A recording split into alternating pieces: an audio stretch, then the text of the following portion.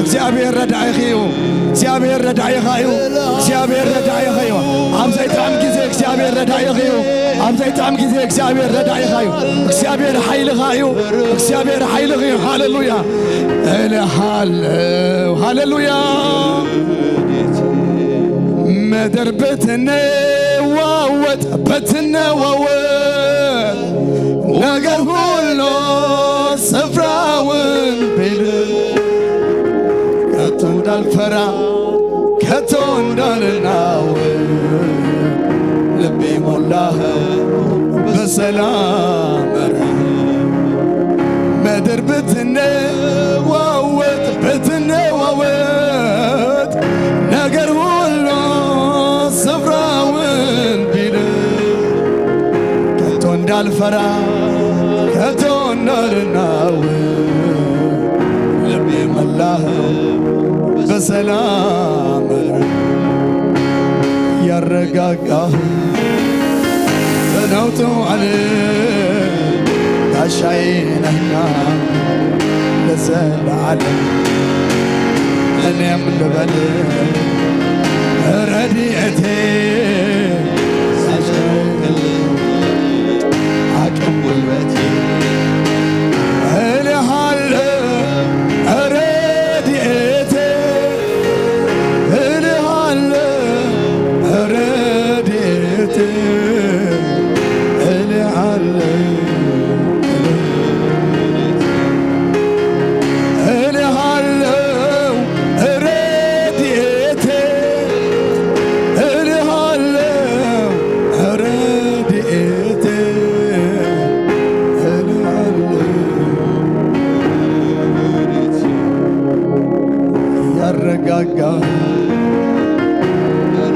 ሰላም ክርስቶስ ኢየሱስ ኣብ ልቦኹም ይግዛእ ሃሌሉያ እትኻብ ኩሉ ኣእምሮ ዝበልፅ ሰላም ኣምላኽ ድማ ንልብኹምን ንሓሳብኩምን ብክርስቶስ ኢየሱስ ገይሩ ክሕልው እዩ ሃሌሉያ The peace that passes all understanding hallelujah it will guard your heart and your mind hallelujah ያረጋጋህ በነውጡ ዓለም ጋሻዬ ነህና ለዘለዓለም እኔም ልበል ለዘለዓለም ረድኤቴ ስለሆንክልኝ አቅም ጉልበቴ እስከ ከምዝ በሉ ዓዊልኩም እግዚአብሔር በሉ ሃሌሉያ ረዳእየ እዩ በሉ ሃሌሉያ ድምፅኹም ይሰማዕ እግዚአብሔር በሉ ሃሌሉያ ረዳእየ እዩ ሃሌሉያ ካብ መንዳየ ዝፈርሕ ካብ መንዳየ ዝስንብድ ድገሙ ዓዊልኩም እግዚአብሔር በሉ ሃሌሉያ ረዳእየ እዩ እግዚአብሔር ሰላመይ እዩ እግዚአብሔር ኃይለይ እዩ ሃሌሉያ ሃሌሉያ እስኪ ድምቕ ዕልልታን ታቕዒትን ነዚ ጎይታ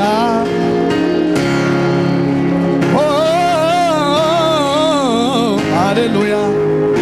ሃሌሉያ ሃሌሉያ ሃሌሉያ ደጊምና በመዝሙርና ብዝ ጎይታ ዝኽንቀርብ ኢና ሃሌሉያ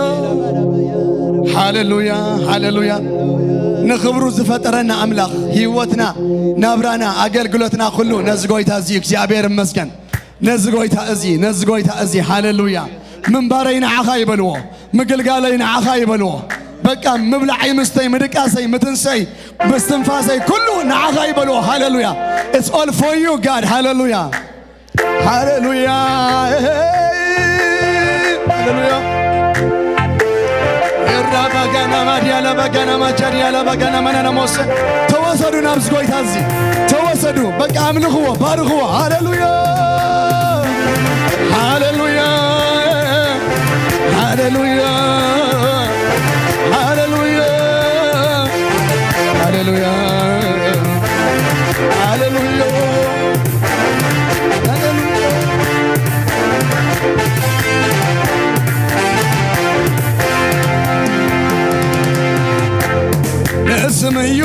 وقروروي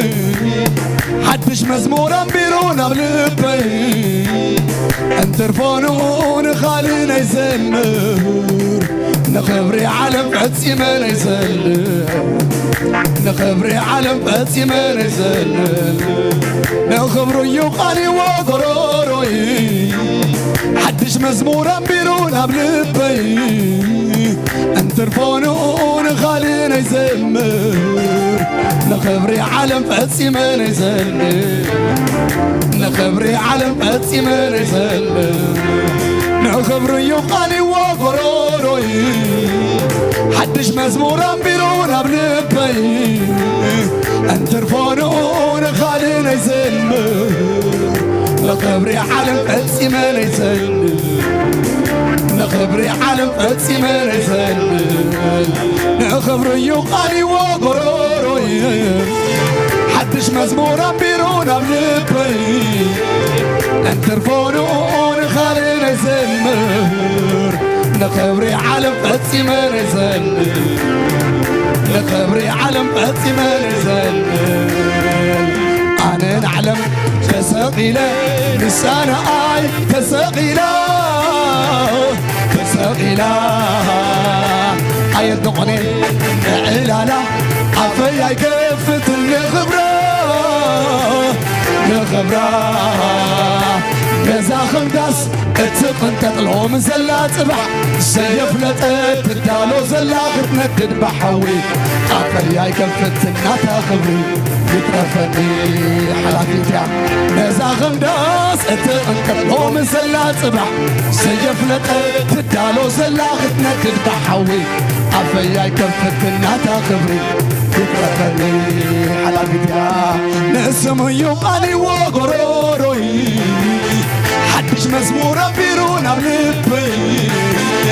انترفونون خالينا يزل نخبري علم فتسي ما يزل نخبري علم فتسي ما يزل اسم يقاني وقروروي حدش مزمور أمبيرونا بلبي انترفونون خالينا يزل نخبري علم فتسي ما يزل نخبري علم فتسي ما يزل أنا نعلم تسقيله لسانه أي تسقيله تسقيله أي بنقني نعلالا عفيا كفت النخبرة نخبرة مزاخم داس اتقن تقلو مزلا صبح سيف لطت تدالو زلا خفنة البحوي عفيا كفت الناتا خبري يترفني حلافيتيا مزاخم داس اتقن تقلو مزلا صبح سيف لطت تدالو زلا خفنة البحوي عفيا كفت الناتا خبري يترفني حلافيتيا اسم يقاني وقروروي حدش مزمور أمبيرونا بلبي انترفونون خالينا يزمر نخبري علم فتسي ما نزل نخبري علم فتسي ما نزل أنا نعلم تسقيله لسانه أي تسقيله تسقيله هاي النغنوة هاي النغني نعلالا عفيا كفت النخبرة نخبرة نزاخم داس اتقن تقلو مزلا صبح سيف لطت تدالو زلا خفنة البحوي عفيا كفت الناتا خبري تترفن هاللويا نزاخم داس اتقن تقلو مزلا صبح سيف لطت تدالو زلا خفنة البحوي عفيا كفت الناتا خبري يترفني حلافيتيا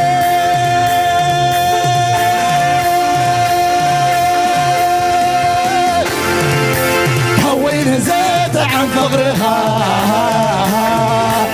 أبعت صمتي أتو والشي ثريتو أبتعت إقرها خطمت كيرونيو يسوسي فقرها مريخونيو أبتعت إقرها خطمت كيرونيو يسوس فقرها ما يخنيو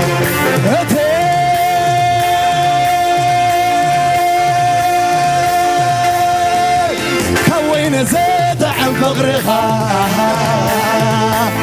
أبعتا تمتياتي وستي ساريتو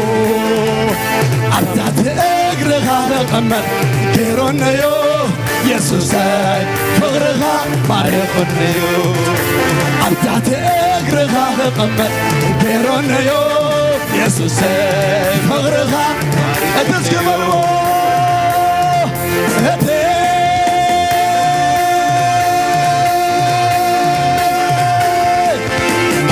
زاد عن فقرها أبعت أتمتياتي وش أي ساريتو أبتعت أقرها رقمت كيرونيو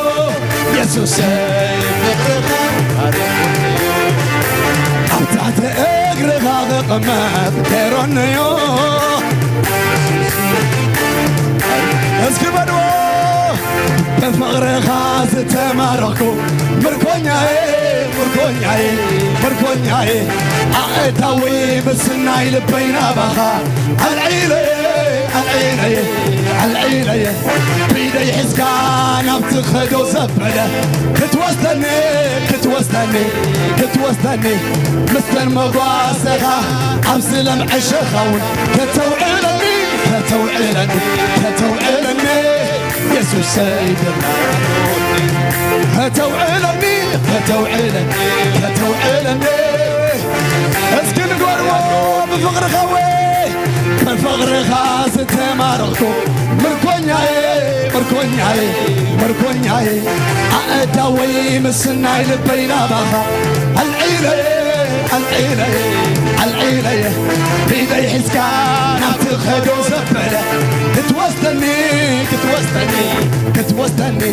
مثل مباسخة أمسلم عشخاون كتوعلني يسوس كتوعلني يسوس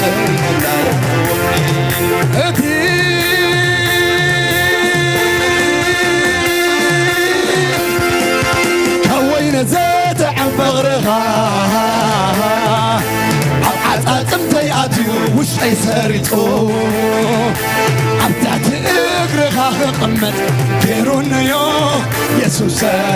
فقرها ما يخنيو أبتعت أقرها قمت كيرونيو يسوس فقرها ما يخنيو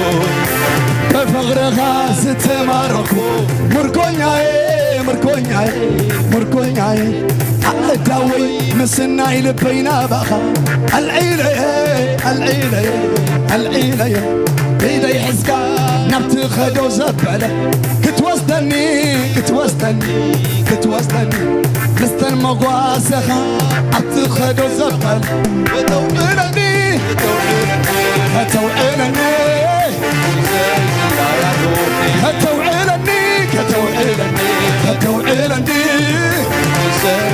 اسكبلو بفقر خاص تماركو مركونياي أدوي مسناي لبينا بخا العيلة بيدي حسكا نبت خدو زبلة كتوستني مستن مباسخة أمسلم عشخاون كتوعلني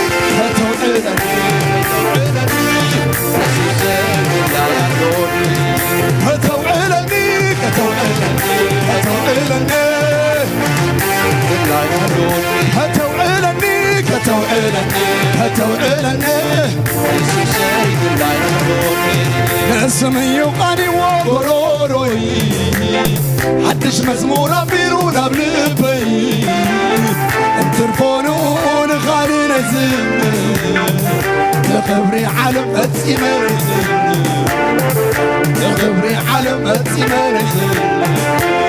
لخبري يقاني وقروروي حدش مزمورا بيرونا بلبي ترفونون خالي نزل لخبري عالم أتيمن يزن لخبري عالم أتيمن يزن علين علم تسقيلة لسانة عي تسقيلة تسقيلة عين نقني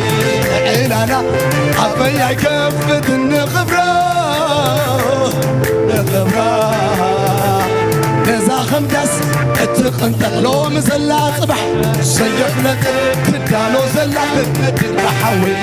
عفيا كفت ناتا قبري يكفني حافيتا نزاخم دس اتقن تقلو مزلا صبح سيف لك تدالو زلا تتمدر بحوي يترفني على فيتا أنا فين الكفتم لعالم كبر أكمل لتعلو لأكسي يا بر لأكسي يا بر أكمل لتعلو بادس بادس سما يا مسكانا يد باريا بسما باريا بسما أنا فين الكفتم لعالم كبر أزمر الله لأكسيابر لأكسيابر أكمل تعلو بادس سما يا مسكانا يد باريا بسما باريا بسما بتعلى قرما بسفانو لعب يا مسكانا زود براسو لجانو أزمر الله أزمر الله أزمر الله أزمر الله أزمر الله أزمر الله أزمر الله أزمر الله أزمر الله أزمر الله فقصتها بتصوم بركات بلاينا ونا كبرانا تبر بقصتها بتصوم بركات بلاينا ونا كبرانا تبر بقصتها بتصوم بركات بلاينا ونا كبرانا تبر عملك حل عملك حل عملك حل عملك حل عملك حل بقصتها بتصوم بركات بلاينا ونا كبرانا تبر بقصتها بتصوم بركات مثلنا كبرانا تبر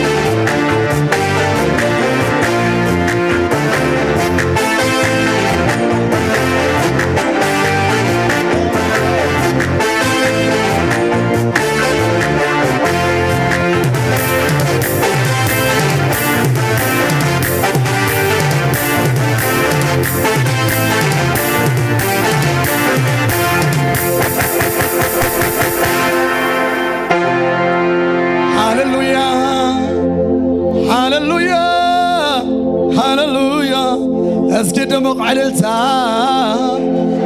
دمق طاغعيت هاللويا هاللويا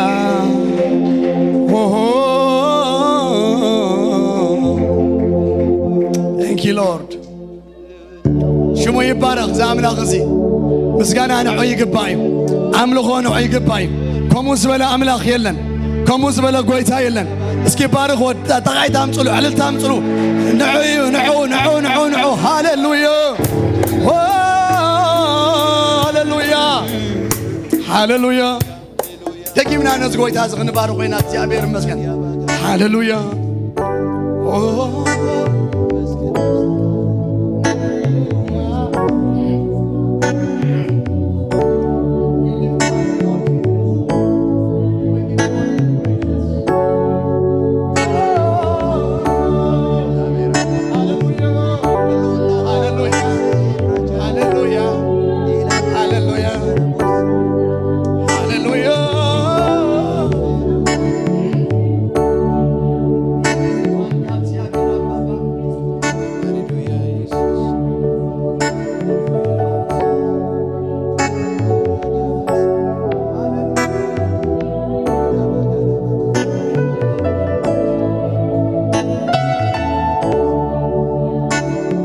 ገኖን ዙፋንካ ዓብይ መንግሥትኻ ንዘለዓለም ዝህብ ዕቤት አሎካ ብኽእለትን ስልጣንን መን ይመሳሰለካ من يانا متسقعي سراخبكو عبتلالك قنون يوسف عنك عبي من قستخا نزل عالم زنبه عبت علوكا بخيلة سلطان من يوم مساسلك من يانا متسقعي زراخبكو أبصلالك أملاخي أملاخي أملاخي فتوم عيركب أملاخي أملاخي أملاخي بعال عبساني نغورا دنقاني كي تتعصي نغورا دنقاني كي تتعصي الربات يا نانا كما غازملي غازمسن كما غاز فكر أبسا زحدي ويتاي ويتاي فتو عينك أملاخي أملاخي فتو عينك كما خاز بلي عاغاز مسل كما غاز فكر عبسا زحدي ويتاي فتو عيركب أملاخي أملاخي فتو عيركب قنون يوسف عنك عبي من قصدخا نزل عالم زنبه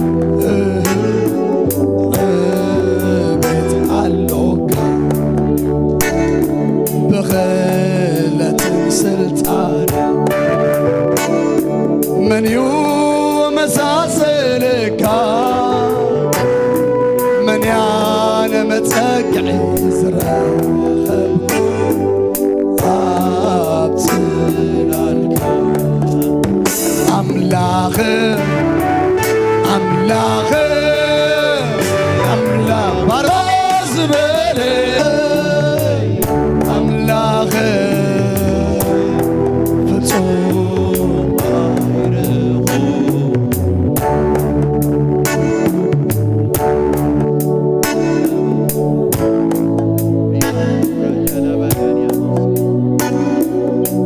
ኣምልኽዎ ነዚ ጎይታዚ ኩለንትናኹም ሃብዎ ዓብ ዝኾነ ኣምላኽ ምሕረቱ ኣብ ሕይወትና ዘብዝሐ ጎይታ ስጉምትና ዘጽንዐ ኣምላኽ ሃሌሉያ ምሕረቱ ዘዕዘዘ ጎይታ ሃሌሉያ ኣብ ሕይወትኪ ምሕረቱ ዘዕዘዘ ጎይታ ሃሌሉያ ከም መጠን ጉድለትን ኣበሳን ዘይኮነስ ከም መጠን ምሕረቱ ዘመላልስ ዘንብር ኣምላኽ ሃሌሉያ ዓብዪ ኣምላኽ ስልጡን ኣምላኽ ዝመስሎ ዘይብሉ ኣምላኽ ከም ዕቤቱ ከምኡኻ ብምሕረት ከምኡ ዝኾነ ጎይታ ሃሌሉያ ሃሌሉያ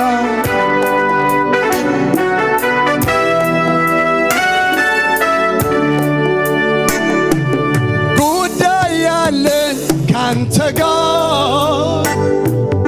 መጥቻለሁ ለወጋ ጉዳይ ያለን አንተ ጋር መጥቻለሁ ለወጋ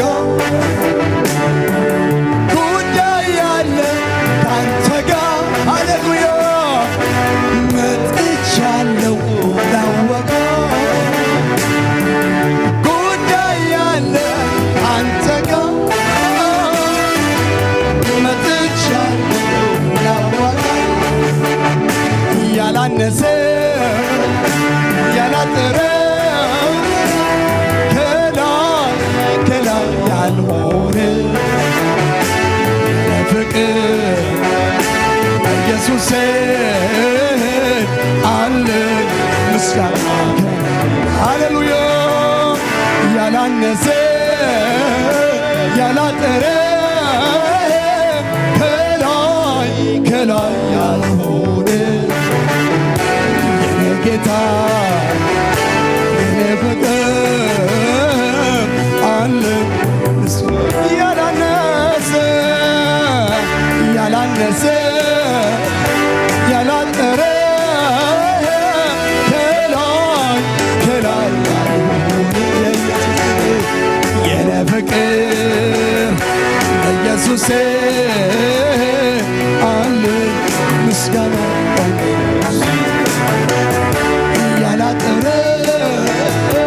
ያላነሰ ከላይ ከላይ ያልሆነ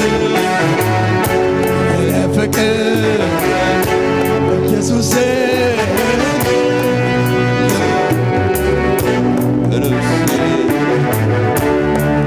ጉዳይ ያለን ካንተ ጋር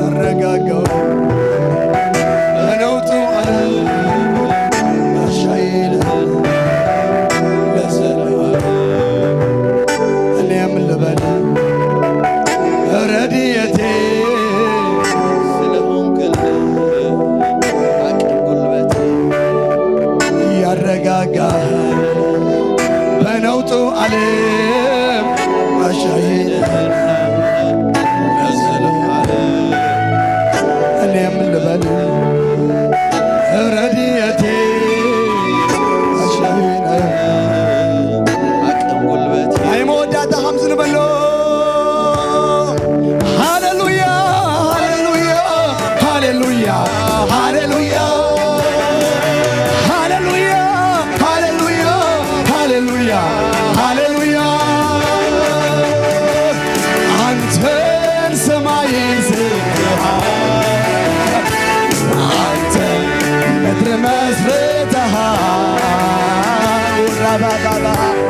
አንተ ከሁሉ በላይ ነህ ፍጥረት ይቀጥቀጥልህ አንተ ከሁሉ በላይ ነህ ፍጥረት ይገዛልህ አንተ ከሁሉ በላይ ነህ ፍጥረት ይቀጥቀጥልህ አንተ ከሁሉ በላይ ነህ ፍጥረት ይገዛልህ ሃሌሉያ ሃሌሉያ ሃሌሉያ ሃሌሉያ ሃሌሉያ ሃሌሉያ አንተ ሰማይን ዘርግተሃል አንተ ምድር መስርተሃል አንተ ከሁሉ በላይ ነህ ፍጥረት ይንቀጥቀጥልህ አንተ ከሁሉ በላይ ነህ ፍጥረት ይገዛልህ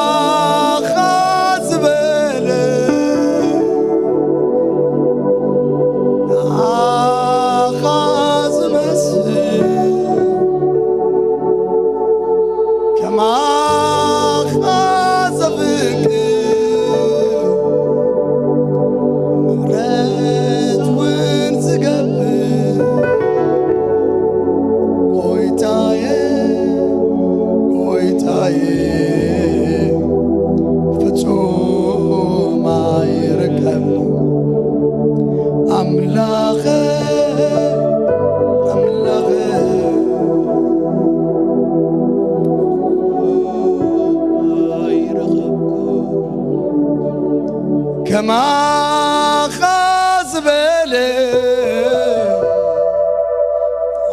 አኻዝ መስል ከማኻዝ ፍቅር አበሳ ሰሐድ ጎይታዬ ጎይታዬ ፍጹም አይረከብ ምድር ብትነዋወጥ ነገር ስፍራውን ቢልህ ከቶ እንዳልፈራ ከቶ እንዳልናወጥ አረጋጋህ በሰላም በረፍት ምድር ብትነዋወጥ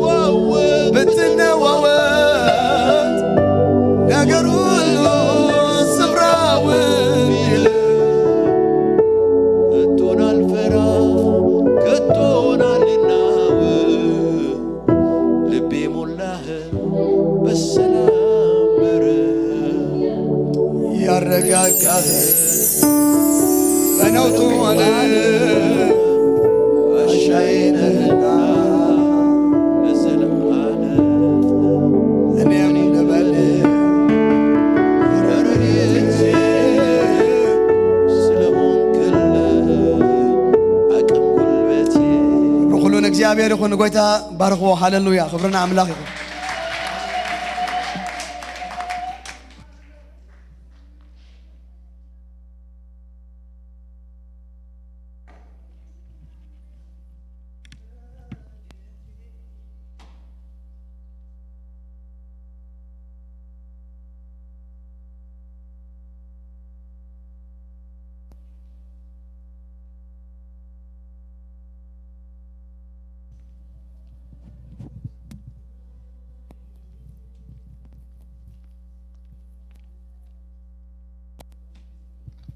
እግዚአብሔር ይመስገን ኢየሱስ ጌታ እስከ ርእስና አድኒና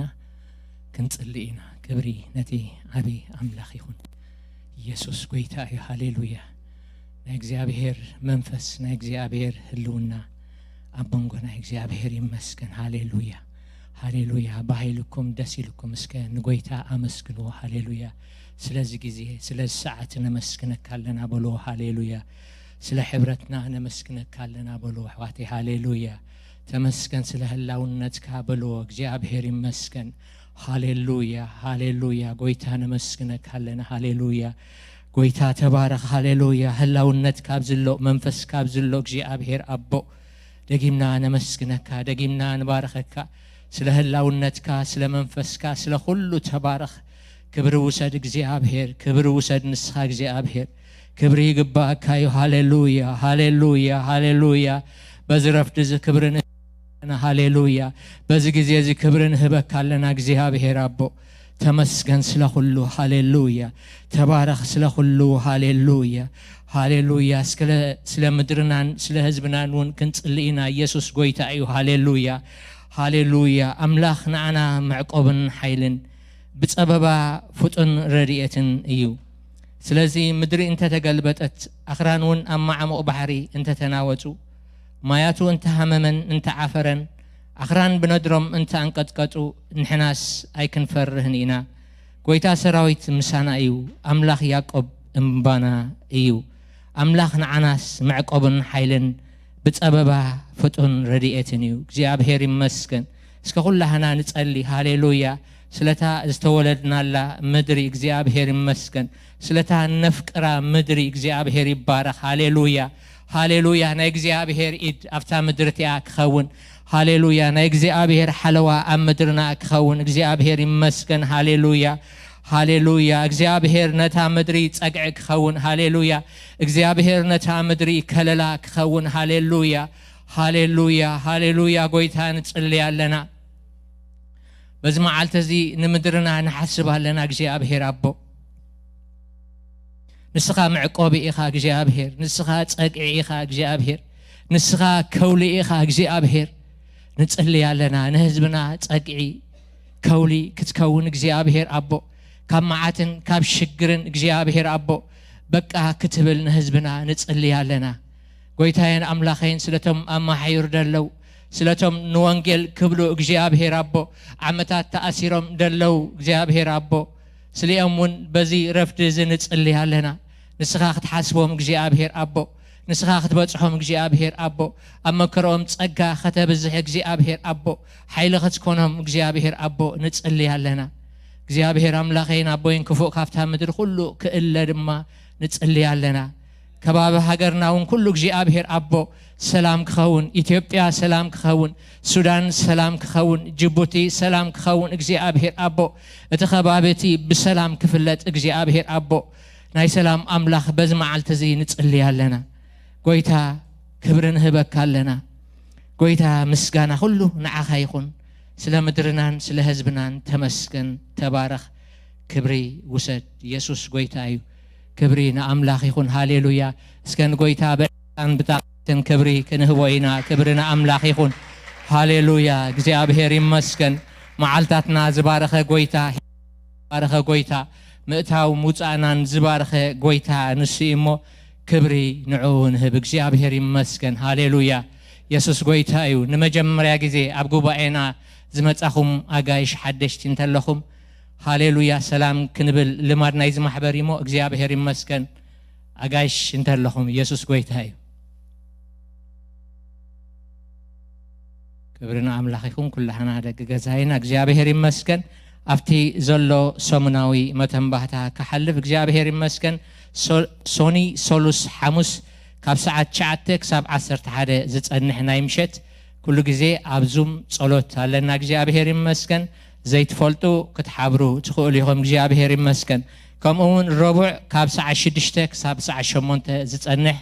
ናይ ወንጌል ኣገልግሎት ኣለና ወፂና ንምስክር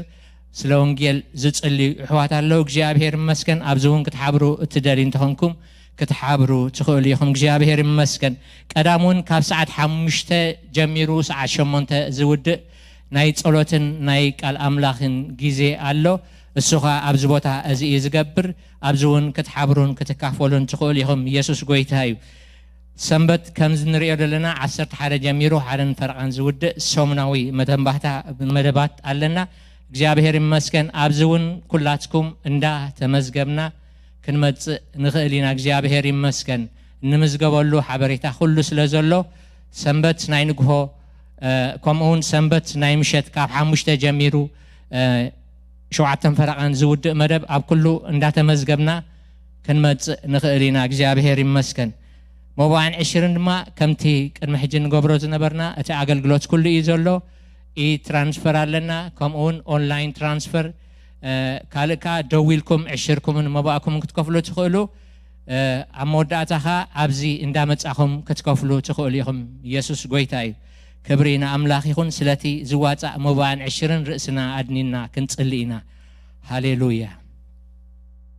ጎይታ ነመስግነካ ኣለና ጎይታ ንዓኻ ክብሪ ንህብ ኣለና ክንሰርሕ ክንዓይ እግዚአብሔር ኣቦ ሰሪሕና ገንዘብ ከነውፅእ ጉልበትን ጥዕናን ናይ ስራሕ ኣፍ ደገን ዝኸፈትካልና ኣቦ ንስኻ ኢኻ እሞ ደጊምና ነመስግነካን ንባርኸካን ኣለና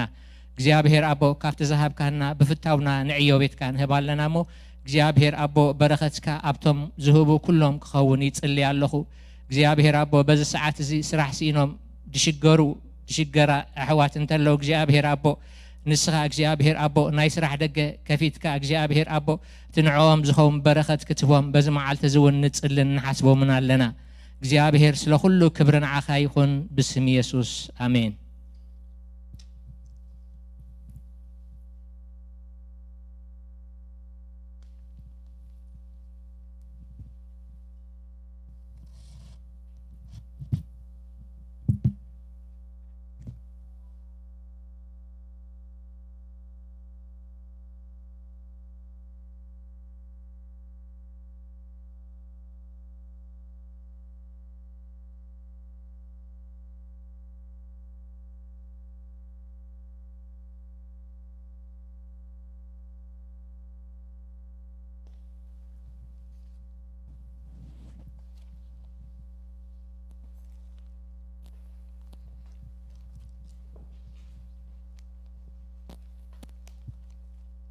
እግዚአብሔር ስተመስገነ ይሁን ከመይቀኒኹም ክብርና አምላኽና ይሁን ኩላትና ናብ ቃል አምላክ ክንሓልፍና መጽሐፍ ቅዱስና ትንቢተ ኢሳይያስ ምዕራፍ 31 ክንወጽና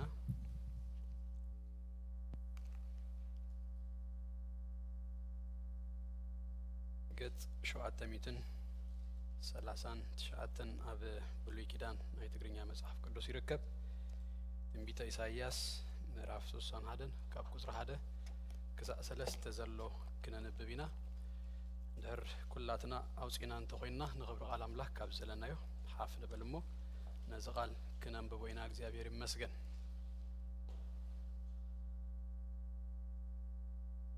بسم ኢየሱስ ከንብቦዬ ነትሁታት ብስራት ከበስርሲ እግዚአብሔር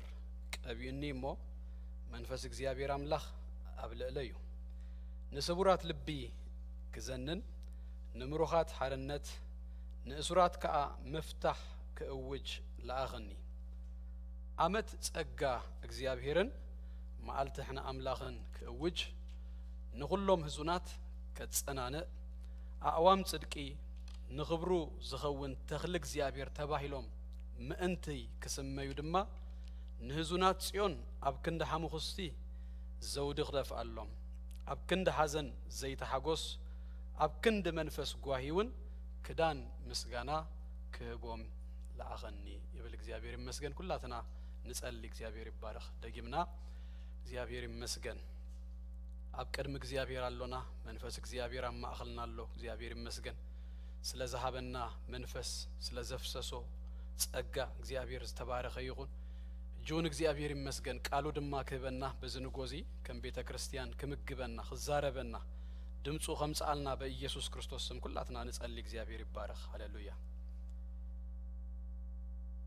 هاليلويا مرابادي لرابا جاغنا مس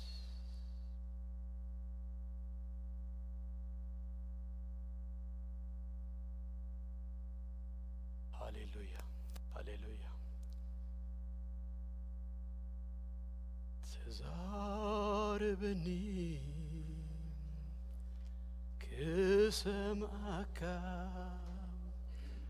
حلفا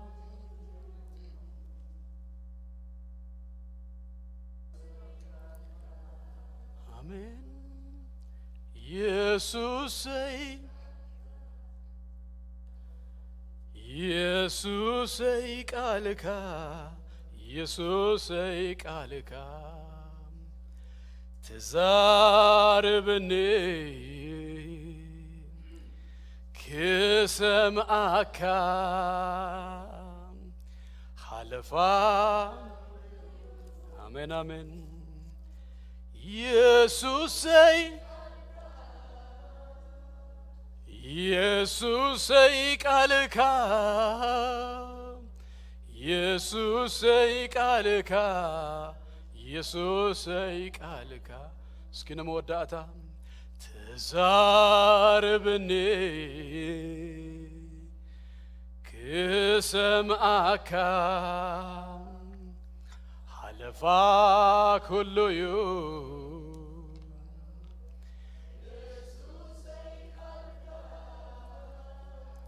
يسوعي قالك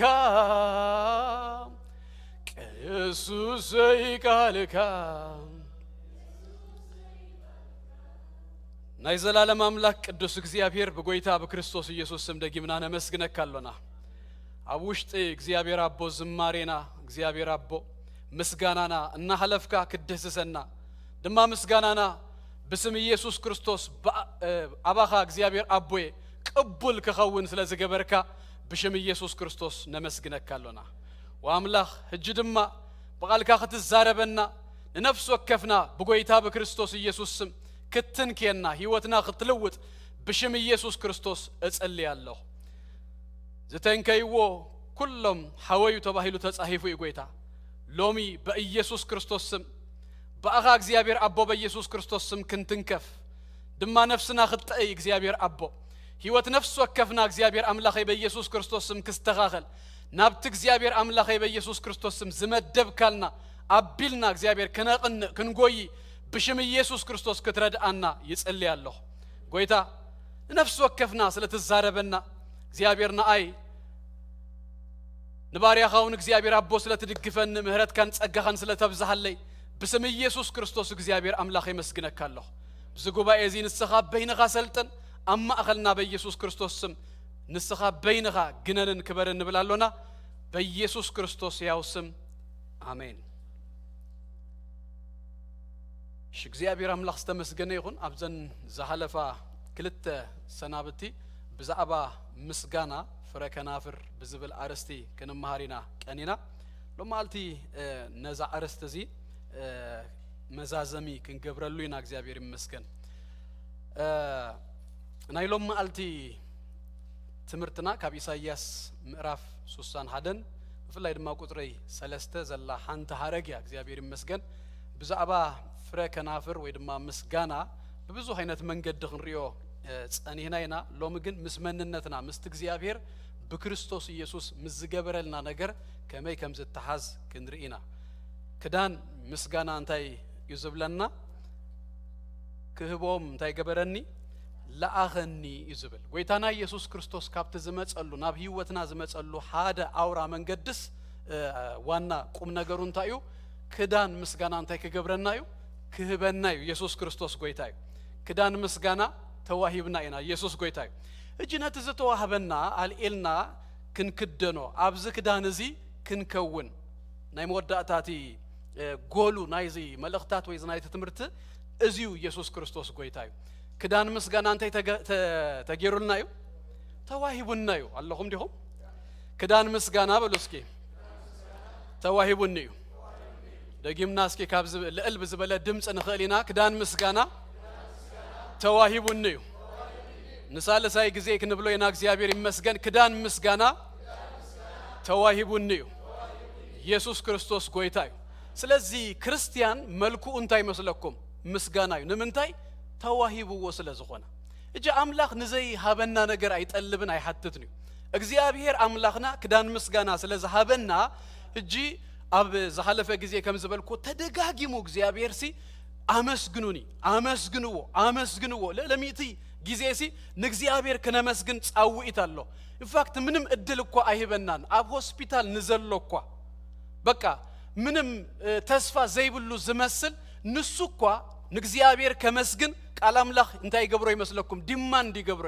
መዝሙር 150 እስትንፋስ ዘለዎ ዘበለ ሁሉ ንእግዚአብሔር እንታይ ይግበር ይበል የመስግን ይበል እስትንፋስ አለው እንደር ኮይኑስ ንሱኳ ስለታ እስትንፋስ ንእግዚአብሔር ከመስግን ቃል አምላኽ ያሐትቱ ስለዚህ ክዳን ስለዛሃበና እዚ ክዳን እዚ ስለዝተዋሃበና በዚ ክዳን እዚ ክንጥቅለል እዚ ክዳን እዚ ክንክደን እዩ ዝግባአና ክዳን ምስጋና ተቀቢልና ኢና ክዳን ደይክደን መን ከም ዝኾነ ትፈልጡ ዲኹም ጅተዋሂቡና እንከሎ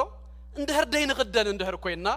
ክዳን ከለዎ ክዳን ተዋሂብዎ ዘይክደን መን መስለኩም ታናብ ካልኸ ይከድኩም ዞም ወለዲ ንፈልጥ ኢና ህፃን ኩሉ ክዳን አቤት ከለዎ ቀሪብ ካሉ ከለኻ ክዳናይ ምኽዳን ብዙሕ ግዜ እንታይ ይገብርኒ كدان مخدان يفتوني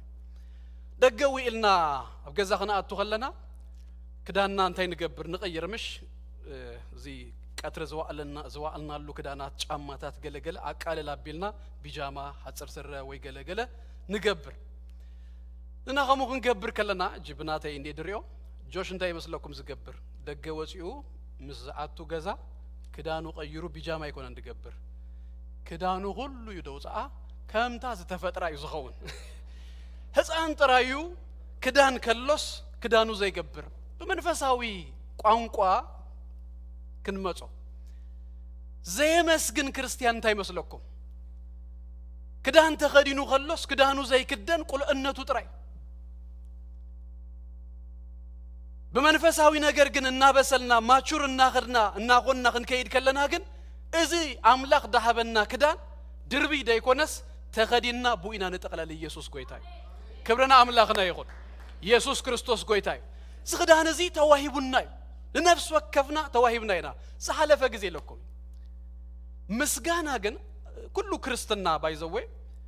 አመለክታት ክትሪዩ ከለኹም ክርስቶስ ዝገበረልና ነገር አሎ አብቲ ዝገበረልና ነገር ግን ፈሊጥና ነው ክንጸን ፕራክቲስ ክንገብሮ መጽሐፍ ቅዱስ ነዚዩ ዝነግረና ስለዚህ ምስጋና ዝተዋህበና ዝተኸደናዮ ዝተጠቅለልናሉ ነገርዩ ነገር ግን ከም ዝበልኩኹም ከም ህፃን ክዳን ከሎስ አቀሚጥካ ጥራሕካ ምዃን ምስጋና ተኸዲና ጠቅሊሉና ከሎ ክዳን ምስጋና ተዋሂቡና ከሎ ዘይ ነመስግን ነማርር እነጉረምርም ካለ ነገራት ነውጽ ሰባት ከይንኸውን እዚ ክዳን እዚ ክንክደኖ ይግባአና ናቹራሊ ስቂሉ ዝመጽ ነገር አይኮነን ፕራክቲስ ክንገብሮ ይዝግባ ሰሐለፈ ጊዜ ለኩሜ ጸሎት ናቹራሊ ከመጽ ኸልዩ ሰብ ጭንቅ መስበሎስ ኡይ ክብል በቃ ተፈጥሯዊ ነገር ምስጋና ግን ከሞ አይኮነን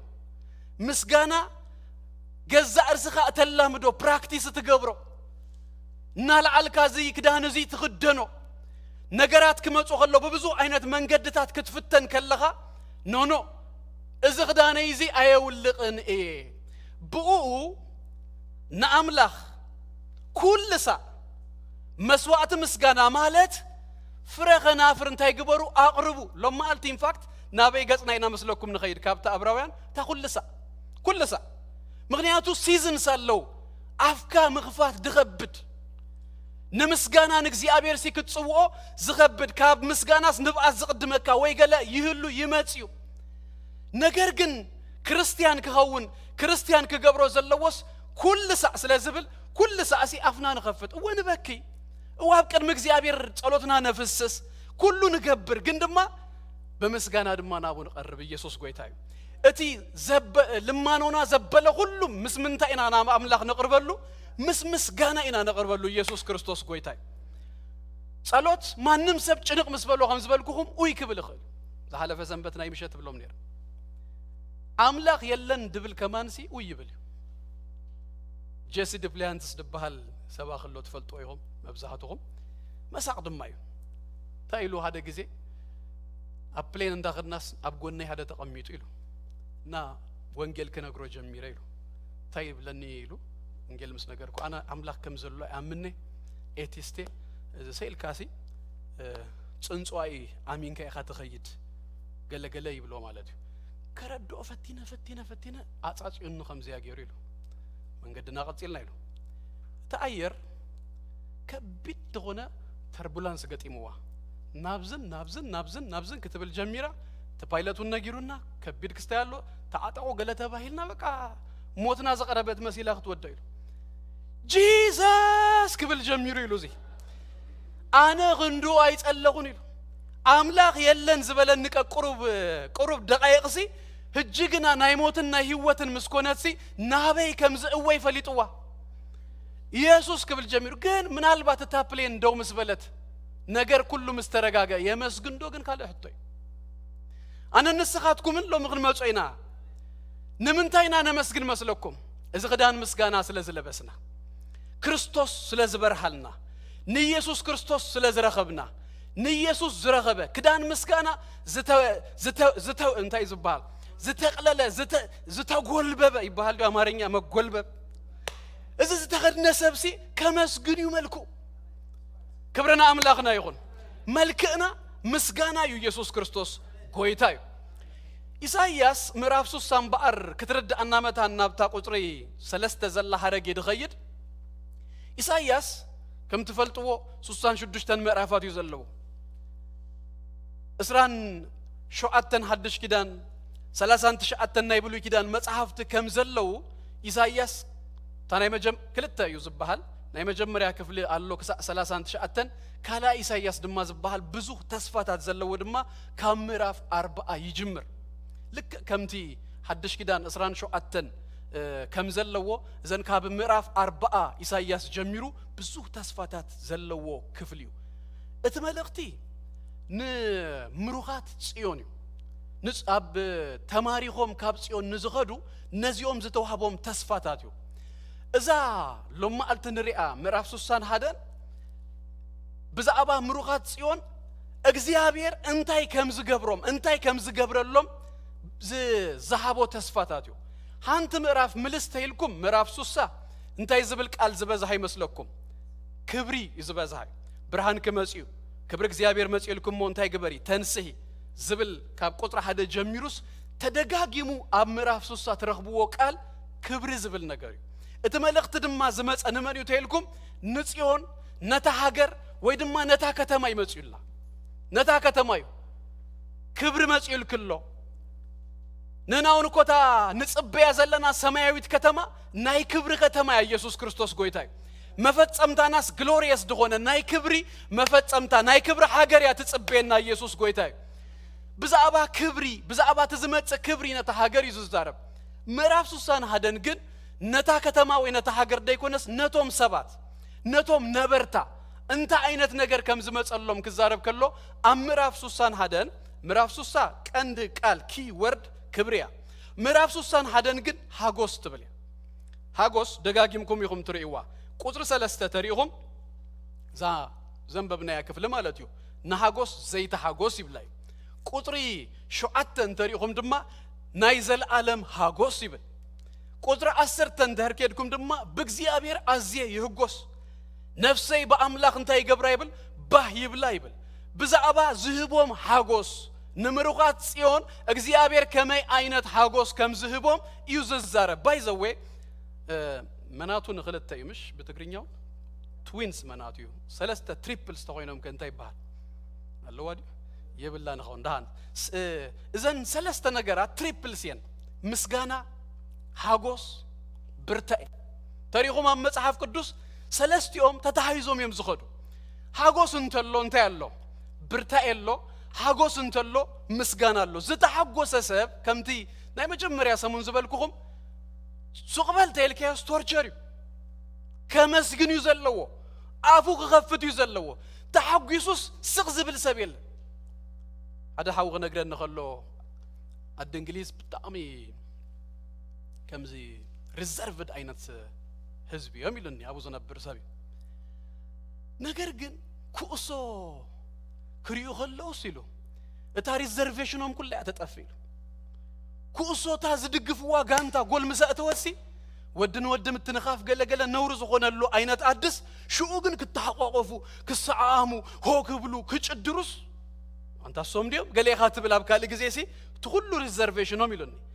ዝተሓጎሰ ባህሪ እዩ ኩእሶ እኳ ጎል ከኣቱ ከሎስ ጎል ኣትያታ ትድግፋ ጋንታስ ሱቕበል ከይትዛረብ ተልካዮስ እንታይ ድኸውን ነገር ኣይኮነን ያህዋተይ ዝተሓጎሰስ ባህሪው እንታይ እዩ ሓጎሱ ክገልጽ ከመስግን ኣፉ ክከፍት ሆ ክብል ከፋጽይ ሆ ክብል ገለመለ ኣብ ቤተ ክርስቲያን ንምንታዩ ፋጻ ንምንታዩ ሆታ ንምንታዩ ዝሁሉ ድምጽታት ተልኩም ሓጎስ ስለዘሎ ኢየሱስ ስለዘሎ ኣብ ሓደ ግዜ ትዝክሩ እንዲኹም ኢየሱስ ይሓልፍ ነይሩስ ሓደ እውር ሰብኣይ እንታይ እዩ ዝኸውን ዘሎ ኢሉ እቲ ምኽንያት ዝነገርዎ እንታይ ኢየሱስ በዚ እንታይ ይገብር ኣሎ ይሓልፍ ኣሎ ኢየሱስ እንተሎ ስቕ ኣይበሃልን ኢየሱስ ጎይታ እዩ ኢየሱስ እንድሕር ኣሎ እንተኾይኑስ ሓጎስና እዩ ንሱ ስለዚ ኢየሱስ ኣብ ማእኸልካ ተረኺቡ ከመይ ስቕ ይበሃል ኢየሱስ ናትካ ኮይኑስ ከመይ ስቕ ይበሃል ኢየሱስ ክርስቶስ ጎይታ እዩ ስለዚ ሓጎስ ምስጋና ብርታዕ ተታሂዞም ዘም ዝኸዱ ዝተሓጎሰ ድማ ሪኢኹም ኣለኹም ኩእሶ በዛ ዝጀምርና ያድሃን ክንቅጽላ ኩእሶ ኢትዮምሲ ክደራረቡ ከሎ 11 ተጻወትስ ነቲ ጎል ዘእተወስ ኣብ ልዕሊኡ ይጽፍጽፉ ብድሓን ግዜ ጎል ከየተ ደቅስሞ ዞም ኩሎም ክድቅሱ ኸየም ተልካዮ እኮ ብጣዕሚ ክስታይ ሓጎስ ግን ልብኻ ፍንቅልቅል ኣቢሉ ኣበይ ከም ዘሎ ዘይትፈልጦ ሓይሉ ሁሉ ይዝመጽእ ሓጎስ እግዚአብሔር እንታይ ኮም ይተባሂልና ኣለና ሓይሉኹም እዩ ስለዚ ብኻል ዘረባ ተታሂዞም እዮም ዝኸዱ ከተመስግን እቲ ብርታዕ ዝመጽና ባኻ ኢየሱስ ጎይታ እዩ ሓጎስ እዩ ዝመጽእ እናራእና ይኹን ከይድና ኢየሱስ ክርስቶስ ጎይታ እዩ እዘን ሰለስተ ነገራሲ ተታሂዞም እዮም ዝኸዱ ዝተሓጎሰ ሰብ የመስግን ዘመስግን ሰብ ናብ ብርታዕ ዝመጽእ ሓይሉና በርታዕ ዝኸይድ ኢየሱስ ክርስቶስ ጎይታ እዩ ሎሙ እኮ ከምዚ መጺና እናመስገና ንእግዚአብሔር በቃ ወዲስና የምሽ ንሓደ ሰዓትን ገለን ዝኸውን ውሽጥና ተዝዕቅን እኮ ክንደይ ብርታዕ ክንደይ ሓይሊ ሓደ ሰብ ከም ኢሉ ኣሎ ናብ ቤተ ክርስቲያን ሰባት ክመጹ ከለውሲ ሚዛን እንተዝህሉ ኢሉ እንተ መመዘና እዮም ኢሉ ሰብ ከኣቱ ከሎ ናይ ነፍስ ናይ መንፈስ ሚዛን እንተዝህሉ እሞ ተተመዚና እንተነኣቱ ዳሕራይ ድማ ኣምሊኽና ቃል እግዚአብሔር ሰሚዕና ክንወጽእ ከለና እንተ ንምዘን ደጊምና ክንደይ ኪሎታት ኮይና ወሲኽና ኢየሱስ ጎይታ እዩ ክንደይ ብርታዕ ክንደይ ሓይሊ ኢየሱስ ጎይታ እዩ ክንደይ ድኻም ተቐንጢጡ ኢየሱስ ጎይታ እዩ ክንደይ በቃ ክጎልብበና ዝመጸ ሓዘን ጓሂ በኢየሱስ ክርስቶስ ስም ካብ ልዕሊና ተንከራርዩ ሓይልን ብርታዕን ግን ወሲኽና ኢና ንወጽእ ኢየሱስ ክርስቶስ ጎይታ እዩ ስለዚ ምስጋና ሓጎስ ሓይሊ እዛ ምዕራፍ እዚ ኣምበኣር ብዛዕባ ሓጎስ እያ ትዛረብ ብዛዕባ ሓጎስ እናተዛረበ ኣብ ዘለዎ ክፍሊ እምበኣር ድማ ናይ ምስጋና ክዳን ከም ተቐበልና ዝነግረና ማለት እዩ ቁጥሪ 1 ቁጥሪ 2 ብሓፂሩ ሪእናያ ናብታ ቁጥሪ 3 ብፍላይ ድማ ናብታ ሓረግ ክመጽእ እዛ ቁጥሪ 1 ቁጥሪ 2 ናይ ጎይታና ኢየሱስ ክርስቶስ ናይ መጀመርያ ስብከቱ እዩ ኢንፋክት ኢሳይያስ ቀድሚ 800 ዓመት ናቱ ደይኮነ ናይ ኢየሱስ ቃል እዩ ተዛሪቡ ኣብ ክንዲ ኢየሱስ እዩ ብትንቢት መንፈስ إذا قال زيا ناي يسوع يا هجي إذا قال زيا ختنجر كلا ما نمسب ذكره نيساي يصدق نيسوع يناكون ذكره هكى يسوع كريستوس 4 مالتات صيمو بديابيلوس تفتينو بديابيلوس دما سيرو مسمت يبلنا لوقاس ምዕራፍ 4 كم لمادو نابيت ጸሎት መጸ لماد نيرو ጎይታና ኢየሱስ نابيت ጸሎት ናይ መምጻ ከሰዓታ ማዓልተቲ አድማ አገልግሉ አይፈልጥን ኩል ጊዜስ ይመጽ ካሎት ክምሩ ይሰም በጣም ያተገርመንናይ ተተሮም ተበጊሶምሲ ክምሩ ከለውስ ይሰም አብዙ ሆነ ቦታ ቃል አምላክ ከካፍል ከለሁ በጣም ፍሉጥ ወይ ድማ ምሁር ወይ ድማ ብዙ ምስጎይታ ዝተመላለሰ ልምድ ዘለዎ ሰብ እንተሎ ኮንፊደንስ ድህበን ዝቃል እዚዩ ለምንታይ መስለኩም በጣም መንፈሳዊ እንተኮይኑ በጣም ቃል አምላክ ድፈልጥ ተኮይኑ በጣም ምስ አምላክ ዘለዎ ልምምድ አቢ እንደህር ኮይኑ ጽቡቅ ጌሩ ይሰማን ካብ ኢየሱስ አይበልጽን ያ እቲ በጣም መንፈሳዊ ዝሆነዩ ንማንም ሰብ እዝኑ ከፊቱ ከሰምስ ይኽእል كلا خمسي أجبر قال أنت يلو سوق دفوه زي فلت إيسوس كوا أملاك بسجا كنسوس بيت صلوت نايم غاد نايم الممادسي نايم مللاسي لماد نيرو لمادو نيرو يغير بيت صلوت يزمر يملق مسؤوم يخون قال أملاك يسمع كمون دا جبر ناعا يلوم كسا زهبوه بعلون حابوني قال يبلومن بتام قالت يهيبهم مسحبوه تنبيت إساسا أي تامت صحف تتقلال كم زي أبيل كمجلات أيقونتن بلا مايو مراف سوسا جنس الأبيلوس أم بيقولهم نتايلو نتوهات بسرات كبسرسي زياب هيرك أبي النيم منفسك زياب هير أملاخ قبل إليه نصبرات لبيك زن نمرخات هارنت نصورات كأ مفتاح كأوج زن كلت تقصتات إن فاكت حدا مصحف غير ونالله بزعبا leadership أقلقلوتيو كابزن كلت تقصتات سي book grace to lead power to follow زبل نممرح تأجيد اللي نمس عبد ما هيلي أنصاري زي مثلا نامش كتسبكو obedient تغتكون هيل أملاخ يدلي بتعم بزوح هيل أملاخ እግዚአብሔር ከድግፈክ ከደልዩ ሰብ ናቹራሊ አነ ድገርሙና አይነ ሰባት አለው ካብቶም ዝገርሙና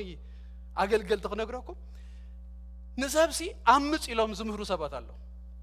አመጽ እኮ ናቹራል ናይ ሰብ ባህሪ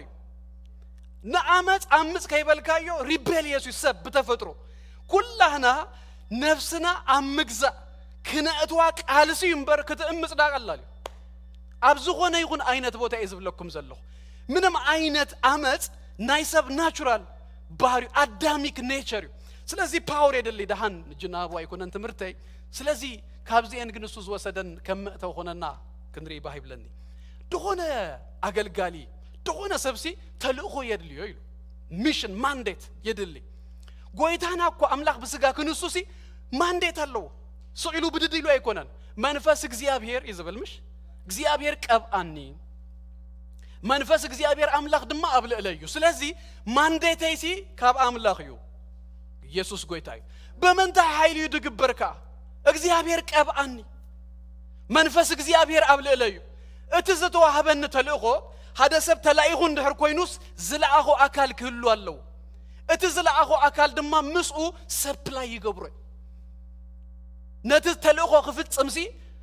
ዘልዮ ዘበለ ሁሉ ነገራት ይቦይ ናይ አሜሪካ ጀነራል አቢራቅ ደሎ ተበጊሱ ሎሚ ሓደ ሚሽን እንደህር አዋፊሩ እንተኮይኑ አሜሪካ በመለጠያ ባክ ተገብሩ አሜሪካ በዘለው ኃይሊ በዘለው ሀብቲ በዘለው ነገር ሁሉ ነት ጀነራል ባክ ተገብሩ ናቱ ግን አይ ተገሩ ግን he is in his own in fact ከጽዋዩ ዳህራይ ማለት ነው ስለዚህ ናይ እግዚአብሔር ነገር ክንሰርሕ ክንብገስ ከለና ያህዋተይ ቀብአት እግዚአብሔር መንፈስ እግዚአብሔር ድማ መሳና ይዘሉ ኢየሱስ ጎይታይ ኢየሱስ ጎይታይ እተተልኹ ዝፍጽመሉ መንገዲ ክዛረብ ከሎ ድማ እንታይሉ መስለኩም ሓደ የጸናነ እዩ ምሽ ከጸናነ ተብልኮ ቃላላ በቁጥር 2 ተሪኹም ንህዙናት ጽዮን አብ ክንድ ነው ቁጥር 2 ንሁሎም ህዙናት ከጸናነ ይበል ንሁሎም ህዙናት ከጸናነ ቲ መንገዱ بحفشو انترينايو سبكاتيو قال እግዚአብሔር منغاري بايزوي تخلو ابز زلو ነገራት ዘኸውን منغاريو مأواجو ወይ ድማ ብሉቃስ ምዕራፍ 4 ክንከይ ከለና ገለ ቃላት ጎይታና ኢየሱስ ክርስቶስ ተጠቀመለን ታያ ክእውጅን ክሰብኽን ትብልያ ስለዚህ እቲ ሁሉ መፍታህ ይሁን ገለ ይሁን ድኸውን በስብከትዩ በአዋጁ በምስክርነትዩ በመንጋሪው እዚ በመብሳሪው ኢየሱስ ክርስቶስ ጎይታዩ ግን መንገዱ ድማ ዛረብ ከሎ ጎይታና ኢየሱስ ክርስቶስ አብሉይ ኪዳን ንዘለው ሰለስቲኦም ኦፊሳት ጠቅሊሉ ዘሐዘ ከም ካህን እንታይ ይገብር መስለኩም የጸናነ ከም ጓሳ የጸናነ ኮምፈርት ይገብር ዳር ድማ ከም ነብይ ድማ ነጥቃል እንታይ ይገብር ይነግር ይእውጅ አመት ጸጋ እግዚአብሔር ሲ ታይገሩሎ መጽዩሎ ጅን እዝን አይ ነብይ ስራይ መጽዩል ካሎ this is the time the appointed time ኮይኑሎ ይሉ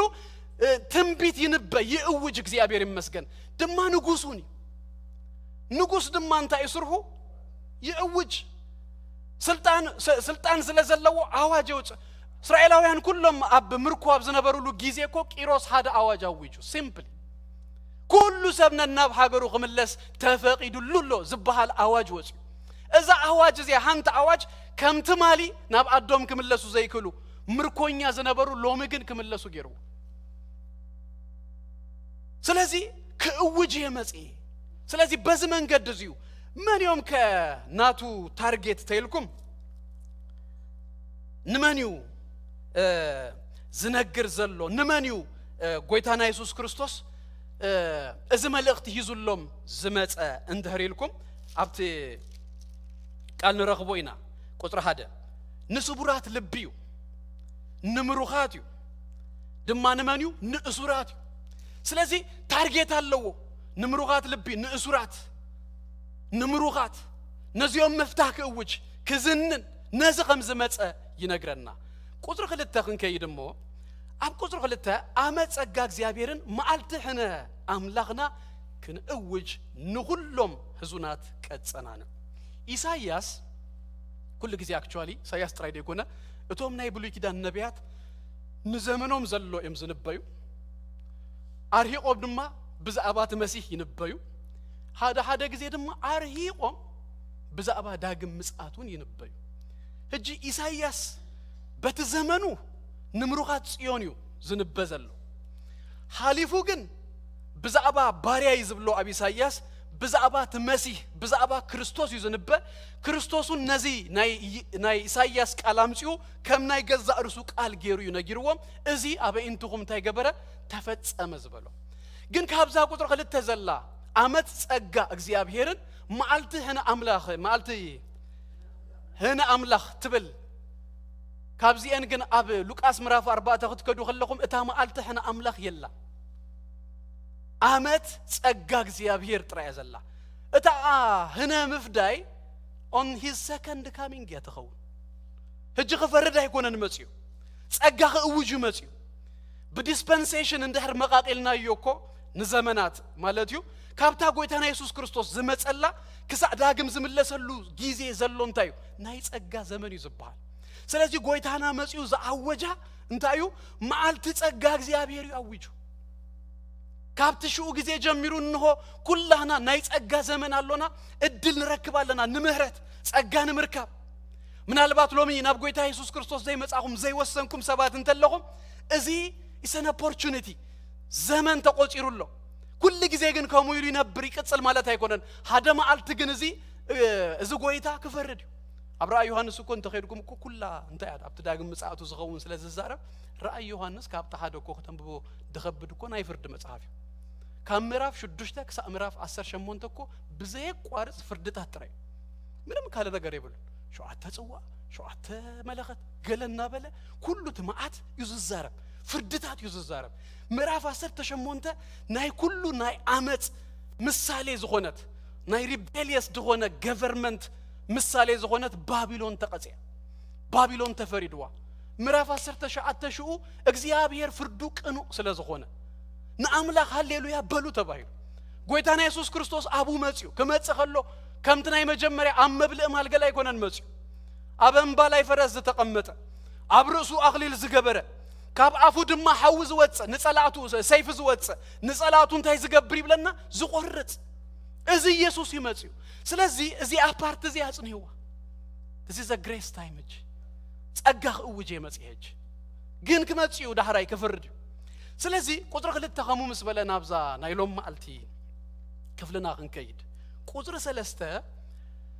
በመንታይ አትጀምር አዋም ጽድቂ ትግርኛ ኩሉ ጊዜ ይገላብጡ ማለት ነታ ሞዳታ ዘላ መጀመሪያ ይዘምጽ ዚያ መጀመሪያ ዘላ አሞዳታ ተኸውን ማለት ሰለስተ ነገራት አለው አምላክ ድገብረን ሰለስተ ነገራት እቲ ሪዛልቱ ያ ንሳ ዛ አብላል ዘላ አዋም ጽድቂ ንኽብሩ ዝኸውንውን ተኽል እግዚአብሔር ተባሂሎም ምእንተ ክስመይ ጂ አምላክ ዝመጸ መሲህ ዝመጸ አዋም ጽድቂ ድማ ንኽብሩ ዝኸውን ተክል እግዚአብሔር ምእንቲ ክስመይ አዋም ጽድቂ ይገሩና አለሁም ዲሆም አዋም ጽድቂ ይገሩና ንኽብሩ ክንከውን ይገሩና ንምስጋና ንኽብሩን ክንከውን ናአና ዝራእይ ዘበለ ሁሉ እግዚአብሔር ከመስግን መታኒው እግዚአብሔር አዋም ጽድቂ ዝገብረና እዚ ክኸውን ግን ሰለስተ ነገራት ነጊሩና አብ ክንዲ ሐሙስቲ እንታይ ዘውዲ አብ ክንዲ ሐዘን ድማ ዘይተሐጎስ አብ ክንዲ መንፈስ ጓሂ ድማ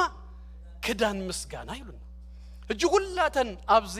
ዘሃበና ሜታፎር ዘሃበና ስእሊ ናይ ሐዘን ወይ ናይ ቀብር ሜታፎር ዝሁሉ ዝተባህለሲ ሐደሰብ ከሐዝን ከሎ አብ ጊዜ ሞት አብ ጊዜ ቀብር ዘሎ ነገራት እዩ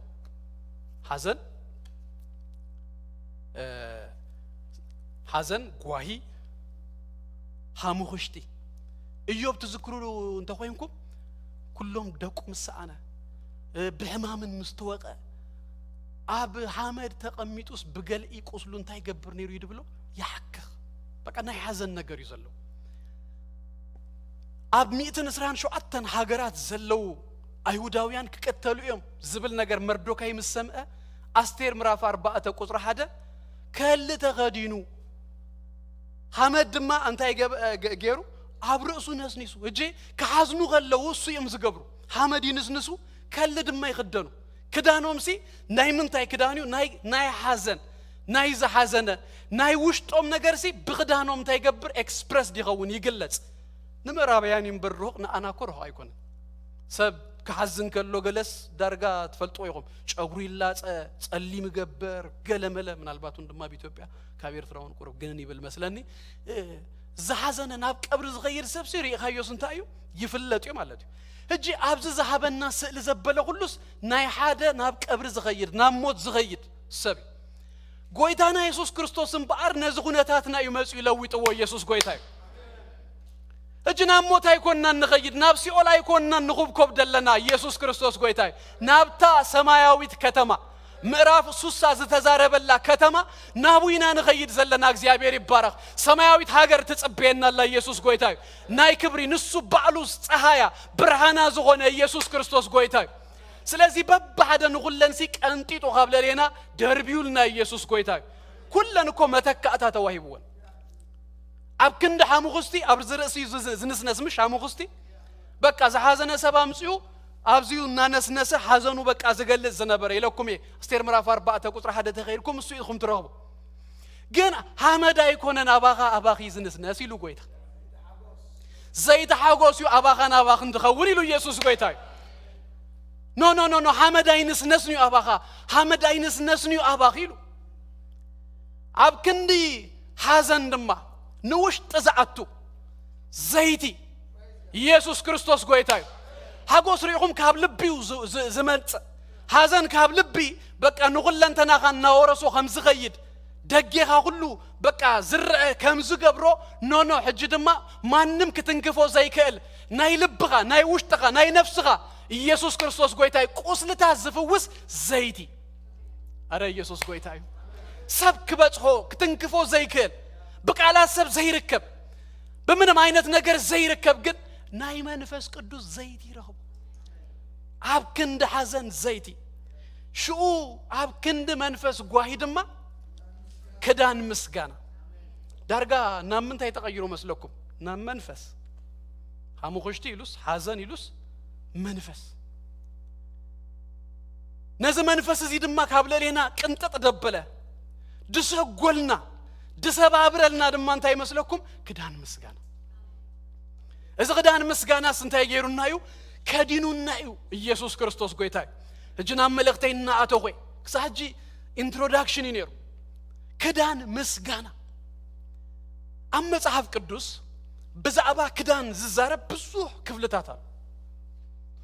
كتصن فتينا خريئن فتينا سي تحرقن أمودعتا بزي أصبي بيو مالت نخاده سنبت بزغوننا من قد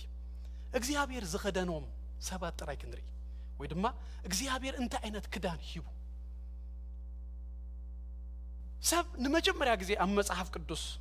كدان دتطقست أبز فترة مراف سلسته مس ودقو انتهي جيروم مسلكم كدان أمين تروهم مقانوم سي مسفلتو دهراي قوصلي الله جيبهم تخدنو يبلنا نمجمريا غزي سب زتخدنا أباي حاتياتيو ينت خفيتوس انتهي جبره قوصلي كدان لي جيرو قوصلي زي تصنح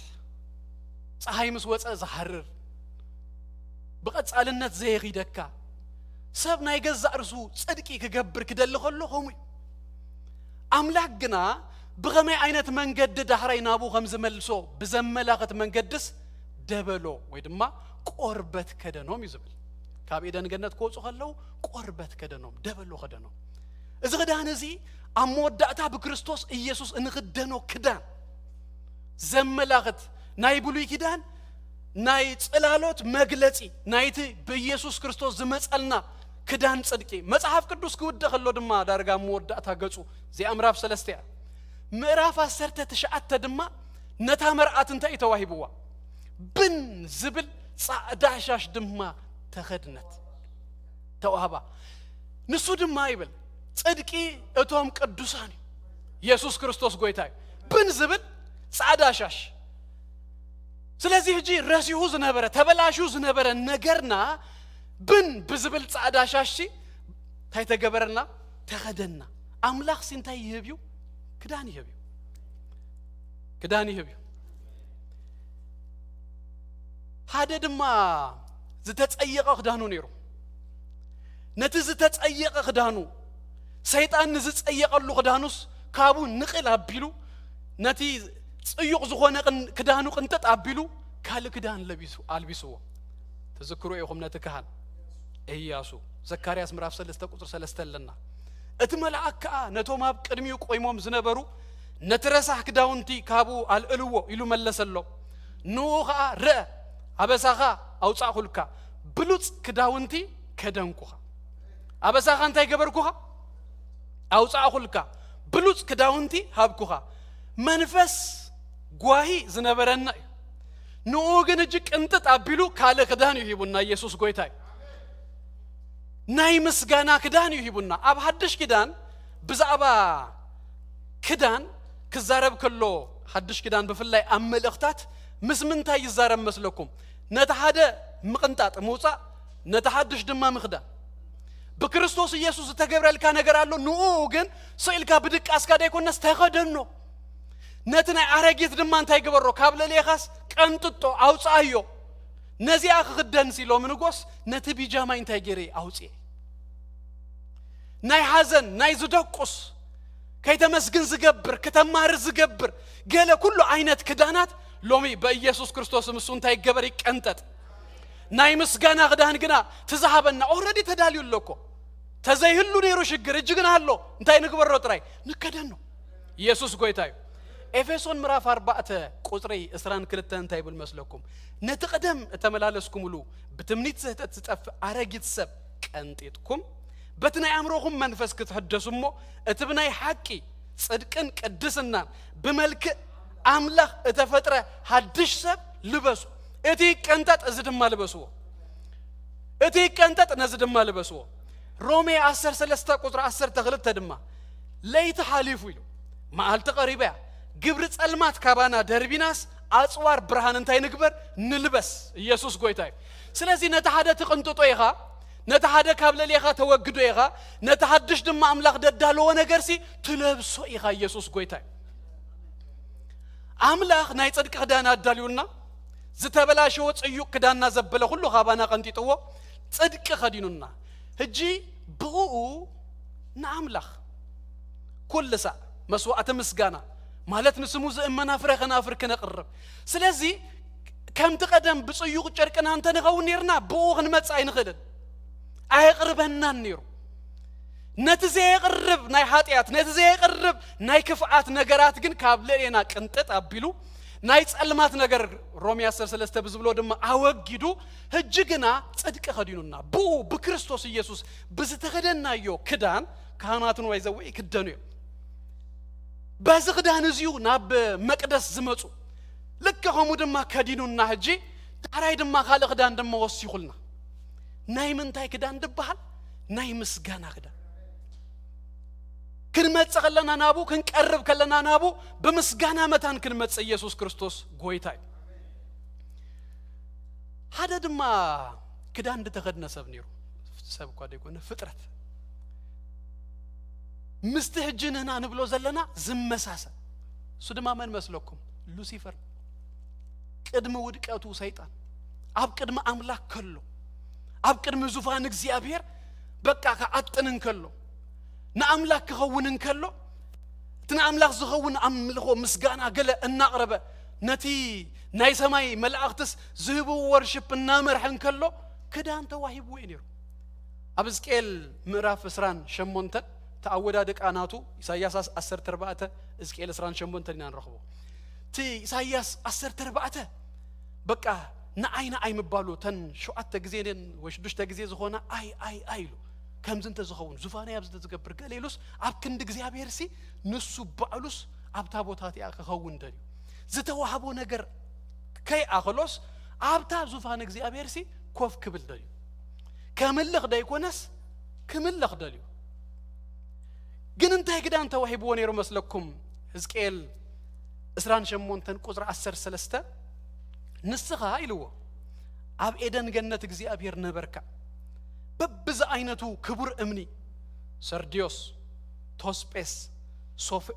سوفيروس كريسبوراس سمراغدوس ياسبيسن تخدينكا نبركا اتي كبروخان اندوركان مساخا نبره بتا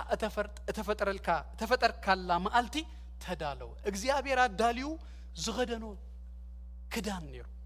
تن كلن زتزرزرا كبرات امان زلو كدان كما إذا عينتو كداني سب حنتي نشتي دايما دابزي غيروس كندايكو كمزي غمزي ازبل مش اذا كن تنك كبراتو زبلو كله ما امانسي ابلليو غيروس كدان يبوني بز كدان زيو اب قدم املاخسي املخو زمرح زنبره شرر زبل زنبره اذا كدان زي تخدينو هذا انتايلو مسلكم تن كلن دتتقصا كم دايموند يو بحريان تنا امان تن كبرات امان دايموند دما انتا وانا نغرو اني لايت انتا يغبر ريفلكت يغبرو مش نتبرهان مليسوس انتا يغبرو بزتفلالي اينت منغدي بقى صبيقو ريفلكت يغبرو اذا لوسيفر دما املاك كدينو زنبره كبر زخونو يامان نتي ابزوفان እግዚአብሔር ይዝኸውን ካብት ብርሃን እግዚአብሔር ንዝመጽ ዘበለ ሁሉ ብርሃናሲ ታይዝ ገብሪው ሪፍሌክት ድገብሪው እጂ ንሱ አይረአንዩ ሪፍሌክት ይድገብር እሱ ግን እንታይ ደልዩ ዳህራይ ኖ ሪፍሌክት ምግባር ደይኮነስ አና ባዓለይ ዘ ሴንተር ከኸውን ኣብት ዙፋነቲ ከቀመጥ እዩ እዚ ገዳን እዚ ተቀንጢጡ እንታይ ተገብረ ዳህራይ ተደርበ ኸይሉ لومي كنا مسجن كلنا كما يهرر كم زبل تفلتو له زغدان ناتو يعني را أبكر مجزي أبير نايم مسجان نجر أبكر مجزي أبير نايم ملاخ نجر أبكر مجزي أبير بكا مزمور مسجانا نايم قراب عملوه نايم قراب نجر ناتو يعني را ناتو زنبرت انت غيدس منك قبر الكايو ز أيناتو زبل زنبرة أملاخ سبايسن أملاخ كل جزء بايزوي إذا أس أنت زي جبركو أناس منك جبراي كرياي اندريلكا كحفرك أملاخ يحفروه نيرتك من مسل زنبرنا أنا على إلو مسكدان مسجانا خدينو يسوع كريستوس قويتاي رايون إيوب اسكي أجر كايو حجر كايو إخامبر كتعرف كايو نابلا إيوبكو بمنتاي مسلكم نسيت أن صبقرو رأسو زج أفلق بمسكان زيابير أبا زيابير وسد إلوس أكرم زيابير يبارك نابلا ناتدف سوقن دلي وازن برس كمر سلازي إذا غدا نزي نسو تقنتيتو تدربيولو ننادم ما جت غدينا يلنا يسوع قويتاي كابتي تحت أجرو عاوزيوس قويتا يسوع قويتاي أب سمعت أب يمن أبو أقميتنا إذا غدا نزد ما نتاجرولنا له كديننا له نسيت أن كابت رأسه نتشفلق له هذا نجرسي مسجانا بشم يسوع قال غيبنا سقيلنا بكا نجراتكو خمسة لو ويزلو جن تمسجن إخزيابير كتب لك الله يسوع كريستوس قويتاي نعم لك تمسجنو غلقة رأسوس جه أبيلك الله رأسوس بكا أفلك كايو الله يسوع كريستوس قويتاي نكو أتوهبنا نكو أزغدان زي توهبنا كدان مسجناس تقبلنا إنا يسوع كريستوس قويتاي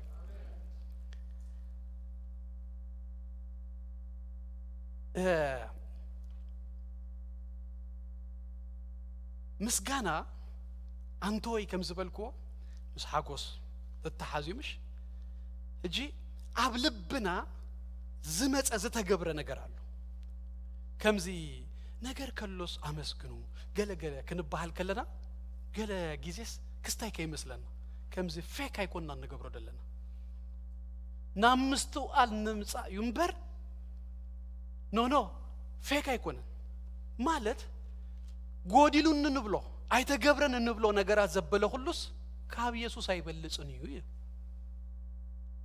إذا زبالت استواهيبو كاس لزلو ناتي بلوص نقر تقبل كاس سق أي بحالنيو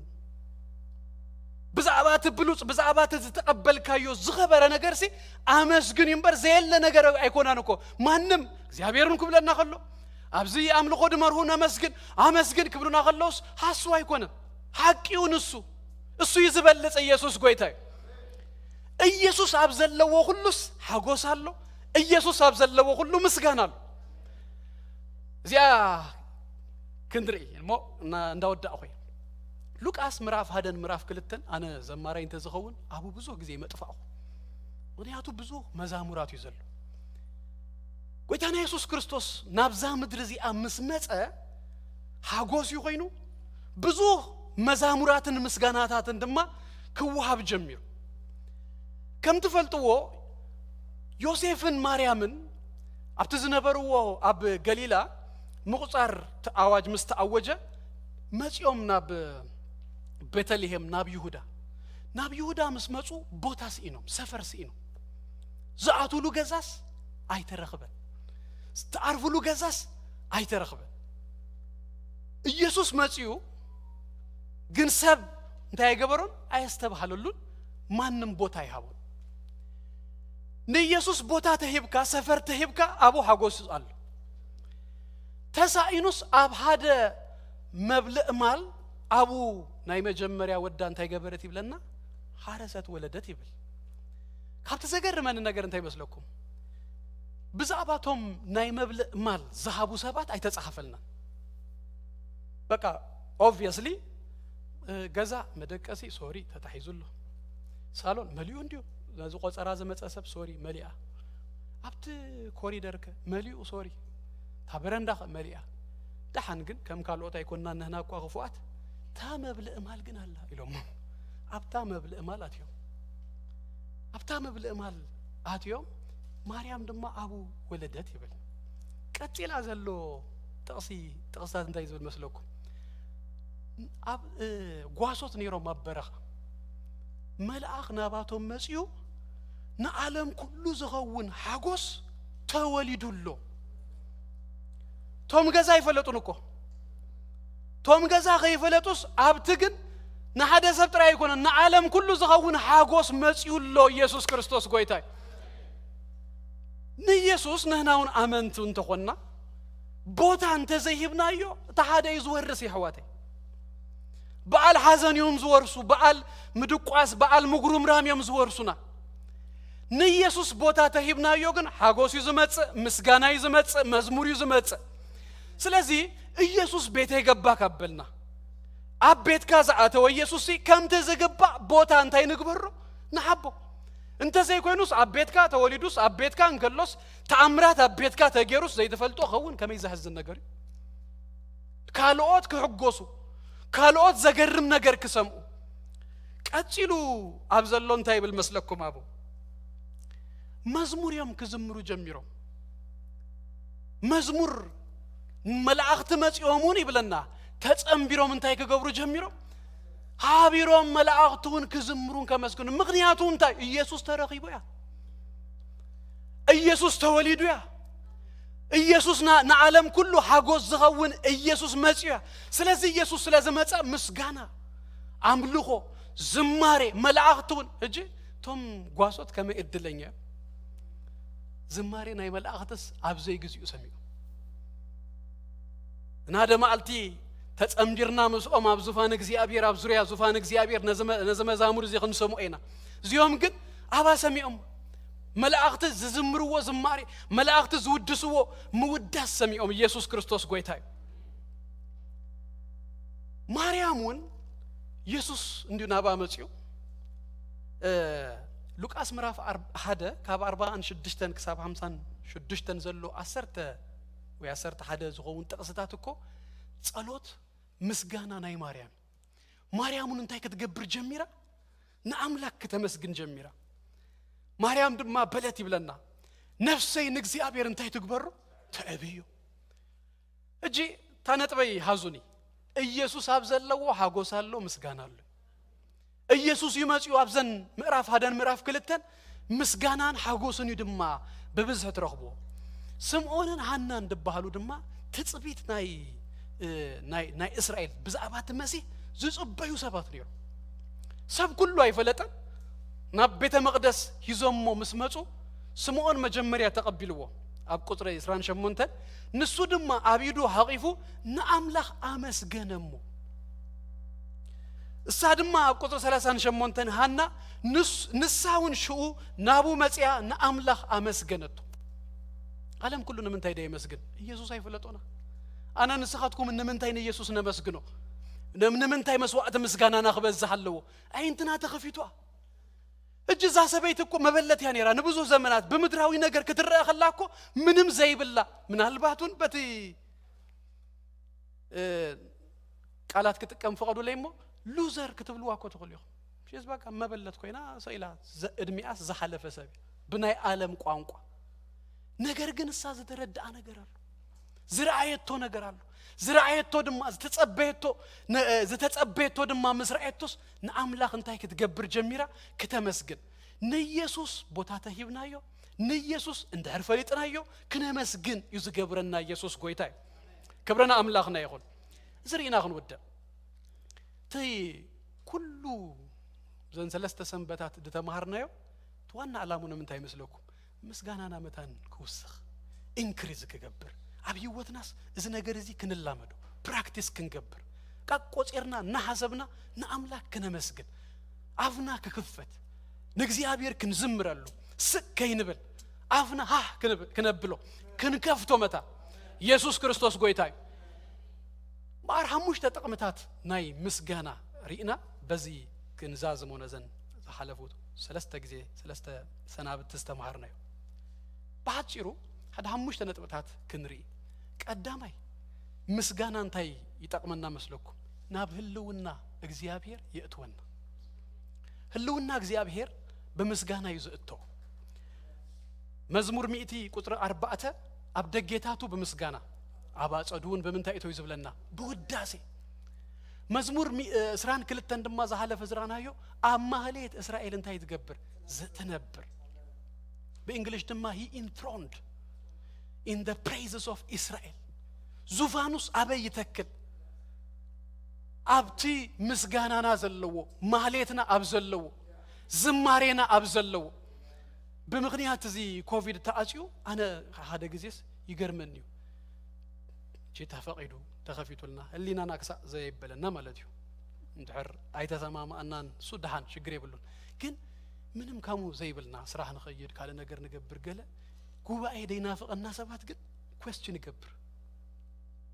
ምክንያቱ አማህሌት እስራኤል እኮ ንሱ በአሉ ይዙፋኑ ዝገብር ንሱ በአሉ እኮ ይድርከብ ንበይነኻ እኳ ክትጸልይ ከለኻ ርከበል ካንተ ሆነ ነገር ግን ከምዘ ተአኪምና ከምተ አንተ ወይ ዝበልኩኹም እንተ ዝምዘህን እኮ ክንደይ ነገር እዩ ካብ ለሊና ተንቀንጢጡ ክንደይ አምላኻዊ ነገር ድማ ተጻኢኑና እኮ ይዘሉ ይህዋተይ ብብንእሽተይ ነገራት ንስንፍና አይነት ተአታቱ ንጸሎት ንምህዳግ አምልኾ ንምህዳግ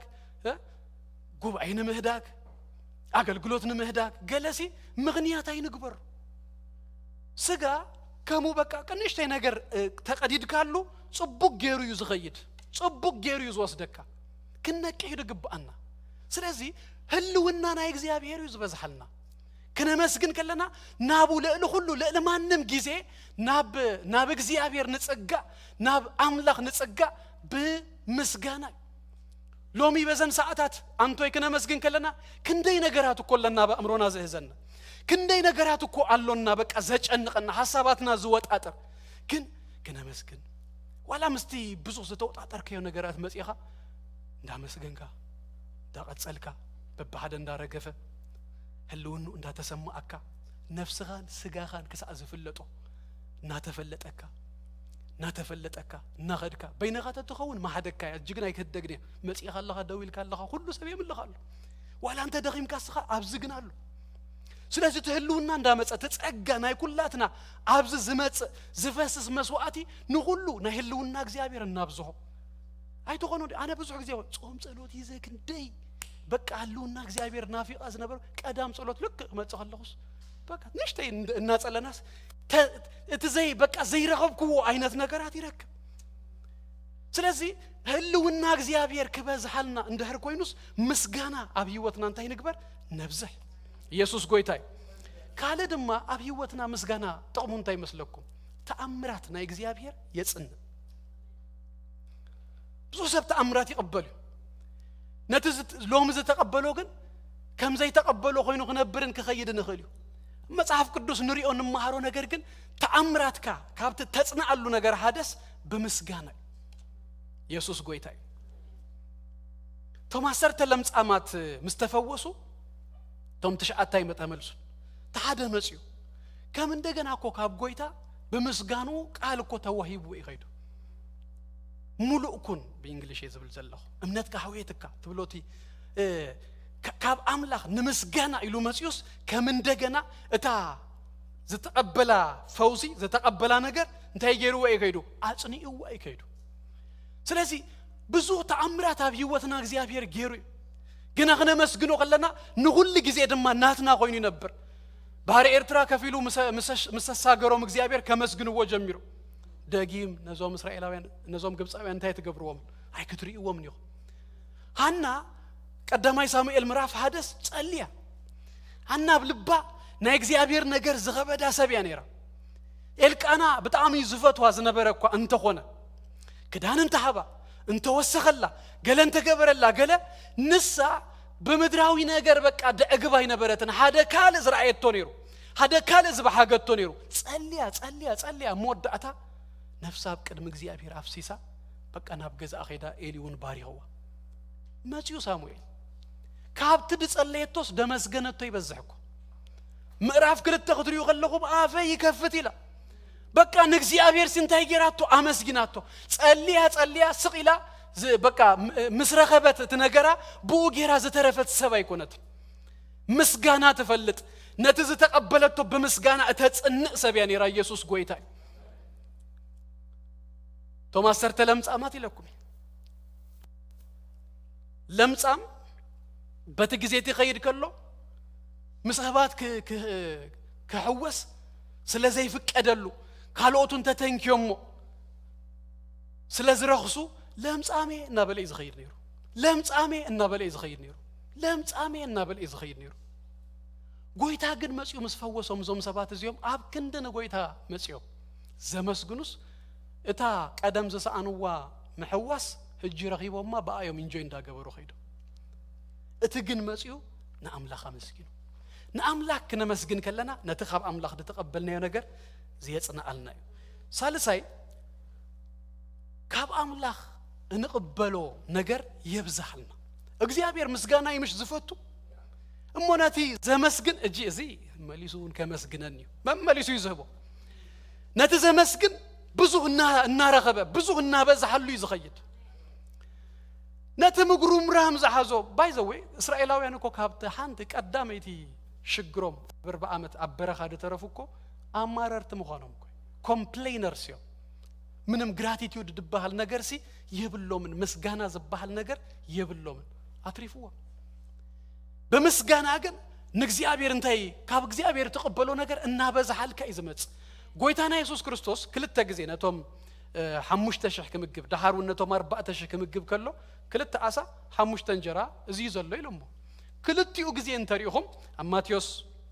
ምዕራፍ 14 ተረኽቦ ይኹም ታሃንቲ ቁጥር 19 ክልቲኡ ጊዜ ጎይታ ኢየሱስ ክርስቶስ ነቲ ክልተ አሳን 5 እንጀራን ወሲዱስ አመስገነ ይዝብ አመስግኑ ቆሪሱ መስሐቦም በዚሁ ስለዚህ ምስጋና ካብ አምላኽ እንቅበሎ ነገር ዘብዝዩ ዳወዳኹ ራባይ ናይ አምላኽ ነገር ኣብ ህይወትና ከአቢ ይገብሮ መዝሙር 34 ቁጥር 3 ከምዚ ይብል ንእግዚአብሔር ምሳይ እብይዎ ንስሙ ሃቢርና ልእል ነብሎ እጂ ንእግዚአብሔር እብይዎ ክባሃል ከሎ ንእግዚአብሔር እኮ ድውስጎ ነገር ይብሉ በቃ እሱ ናብቲ እትብልዎ ምዕባይ እንድህር ኮይኑ ሲ ኤክስትሪም ጸጊ ዘሎ ካበይ ናበይ ክወስኽ ናበይ ከኸይድ ግን በእንግሊሽ እንታይ ዝብሎ መስለኩም I magnify the Lord ንአምላኽ ሲ ማግኒፋይ ይገብሮ ማግኒፋይ ድገብር ሌንስ እንተለኩም ነቲ አምላኽ ኣብ ህይወትካ እንታይ ይኸውን መስለኩም ፎከስካ ይስተኻኸል ይአቢ ንአኻ ይዳ አብልካ ንአምላኽ እንዳ አበኻዮስ በምስጋና ንአኻ እጂ ሽግር ትብልዎ ኣብዘሎ ድኩርኩ ሓካ ነገር ኣብዘሎ ክንደይ ጊዜ ተጸበኻዮ ጸሊኻ ዘይተመለሰ ኣብዘሎ ተስፋ ዘቁረጸካ ጉዳይ ኣብዘሎ እዚ ሁሉ ተደርዲሩን ከሎ አምላኹን ድማ ኣሎ እጂ ምስጋና ፎከስ ከ ይዘስተኻኽል እዚ ሁሉን ከሎስ አምላኽ ግን ስለዘሎ ንአምላኽ ከተመስግኖ ከለኻ አምላኽ እንታይ እንዳኾነ ይዝመጽ እና አበ ኣብቲ ሽግር ኩሉ ዘተኩር ሰብ አሞዳእታ እንታይ ዝኸውን መስለኩም ካብ ሽግር ናብ ሽግር ዘረቡ ካብ ሽግር ናብ ሽግር ህይወቱን ካብ ሽግር ናብ ሽግር ይዝኸይድ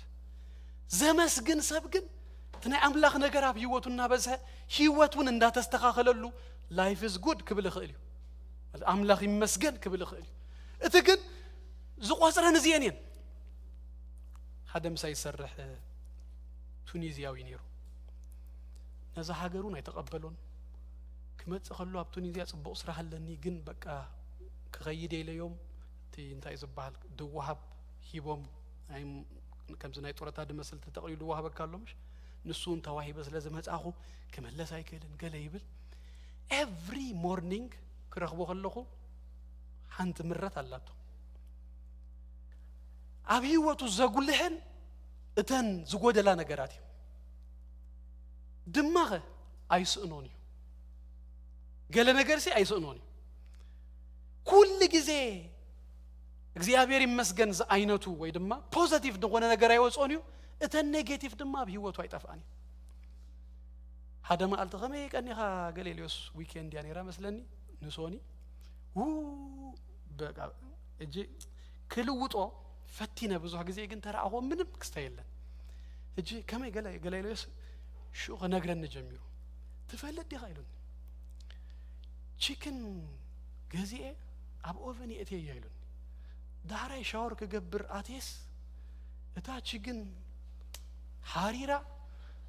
ነዲዳታ ገዛ 911 ተጸውኦም ፋየር ገለመጽዮም እሱ ሻወር ይገብራሉ ዝሁሉ ነገር ተፈልጣ ይራአየን ኩወጽ ኸሎስ ኩሉ ኾይኑሉ ተፈልጥ ይሉ በቃ እንዳማረዳ ድሕረጂ ቺክን ድባሃል ነገር አይበለኒ you know how much it cost me ሉን ናይቱ ሁሉ ቢልዲንግ ድተቀጾ ናይቱ ሁሉ ዝመጾ ነገራት ኩሉ ጸብጽቡ ኣብታ ኮስት የእቲዋ እተን ተማርሩለን ነገራት እንድሕር ትጽብጽበን ተጀሚርካ ሰኔን ክበዛሕ ሰይጣኑን ንኡ ይኻኽትር ይድገብር ካብቲ ሁሉ ኣብ ምድሪ ብዙሕ ፍረ ተዋሂቡ ብልእዎ ተባሂሎም እንከሎስ أملاخ أيتبلو وزبلس فرلو ديلو حانتي أكو أيتبلو وزتباله نآخر يجيروا هو جن بلو وزتباله الله إلى مصبصاب أنت تجمر اللونيرا سلشي ومخده من تاي تجيرو لك نزب لك أنت تاي تجيرو لك نزب لك اتزت تجبر أبو فوكس أنت تجبر نو ماغنيفاي أنت تجبره اتشجر مترس أنيرو ነገር ግን ሰይጣኑን ከነተኩር ደለ ያበዩ አብተን ድጎደ ላዝም መስላ ነገራት ስለዚህ ምስጋና ማግኒፋይ ዝገብሮ ታናይ መወዳታ ለኩም ሆን ወደ ምስጋና ንጸላኢና ንስረሉ መንገድ ታንቶ ይዝበልኩም ተዳናቱ እንዲኔሩ እናጂ ተቀበልና ያለና ክዳን ምስጋና ተዋሂቡናል ከነ መስግኑ ከለና ንአምላኽ እንዳመስገና አወት ናትና ይዘኸውን አንተ ከፍሊ ክንድሪ ቡየርና ናዋይ ወስዶኩም ነው ተፈልጦ ቃልዩ ነጊረኩም ግን ቡ ገንዛዝም ደቅ እስራኤል አመሳፍንት ምዕራፍ 1 ቁጥር 2 ክዋጉኡ ክወጹ ከለው ምስከና አናውያን ማን ይቀድም ይሎም ካብቶም 12 ነገድ ተፈልጦ ይሆም በሪ ቀድም ተባይሉ ይሁዳ ማለት ድማንታዩ ምስጋና ማለት እዩ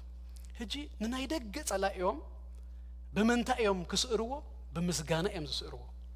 በምስጋና አቀድሞም እዩ ዮሳፍጥ እንደገበረው ነገር ተፈልጦ ይሆም ክዳን ከዲኑ ኳይራቱ አቀድሙ በምስጋና እዩ ምህረቱን ዘልዓለም እዩ እናበሉ ከመስግኑ ከለዩ አወትን እስራኤል ዝመጻ መሳፍንት ድማ ክዛዘም ከሎ ምዕራፍ እስራ ድማ እቲ ምስከና አናውያን ዝነበረ ወግእ አም ምዕራፍ እስራ ድማ ናይ ውሽጥ ሽግር መጽይዎ ሰበይታ ትሌዋዊ ከጋሰስዋ ሐዲሮም ታናይ ወሰን ሰበይቱ ታህራይ ምስሞተት ንእስራኤል ኩሉ ዝክፉ ነገር ምስራአየት ሌዋዊ እንታይ ገበረ ይብለና ናባሰር ተኽለ ተቆራሪጹስ ንሁሎም ነገዳት ለይኹሎም በሉዚ ሆይኑ ዘሎ ይልዎ ኩሎም ነገዳት ሹ ተአኪቦም ንቢንያም ክወጉ መጽዩ ማን ይቀድም ይሎም እጅ ማን ይቀድም ይልዎ ይሁዳ ይልዎ ምስጋና ያህዋተይ ነተናይ ደገ ሽግርና ንስረልዩ ምስጋና አውሽጥ ነው ከገለምሻለው ዝጠብቀና ክንደይ በቃ ክንከውን አምላኽ ንደልይሞ አብዝግ ዘዓብየና ነገራት አሉ ንሱ በመስጋና ይዘሳል ክንደይ ጊዜ ጸልዩ ላይ እንዳበልና ክንደይ ጊዜ ሀገርና ሀገር እናቆራረጽና ክንከይድ ክንደይ ጊዜ ትንቢት ክንደልይ ክንደይ ጊዜ በቃ የደውም ዝጽኑልና ክንደልይ ያዋቴ እስኪ በመስጋና ነፈትኑ እስኪ ነመስግን አሎ ግን ከመስግኒ አሎ ነገር ግን አፌ ካመኽፋት አይ አግተንን ይስከነ በለ ኢየሱስ ጎይታይ በመስጋናና ናይ ደገ ጸላእት ይስዓር በመስጋናና አውሽጥና ዘሎ ጸላኢውን ይስዓር ኢየሱስ ጎይታይ ማን ይቀድም ይሁዳ ይቀድም ማን ይቀድም ምስጋና ይቀድም ምስጋና አቀድምና እንተወጪናስ አወትናትና ይኸውን ኢየሱስ ጎይታይ መንፈሳዊነት ብዙ እንዲሁ እቲ ሶሉሽናቱ እዙን እኮ ሓደ ሶሉሽን ሓደ አብ ሶሉሽን ኢንፋክት በመስጋና ናይ ውሽጥና በመስጋና ናይ ደገ በመስጋና ዘይስዓር ጸላእ የለን ኢየሱስ ክርስቶስ ጎይታይ ክዳን መስጋና ተዋሂቡና እዩ ኩላና ካብ ዘለና የምባር ክንትንሲናሞ እግዚአብሔር አመስግና ክንወዲና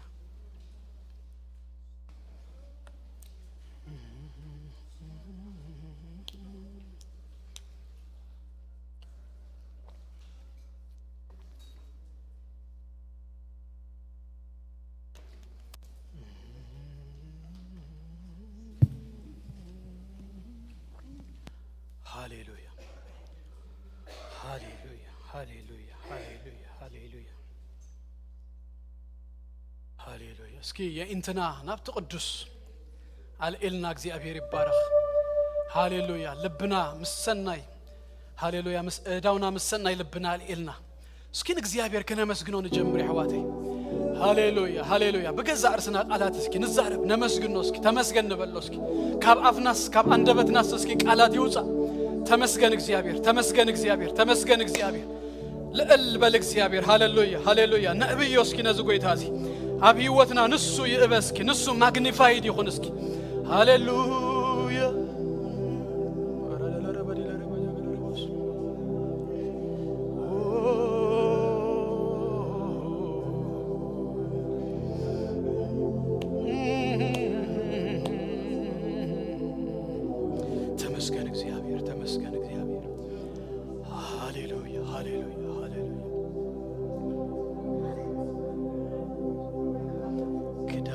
ምስጋና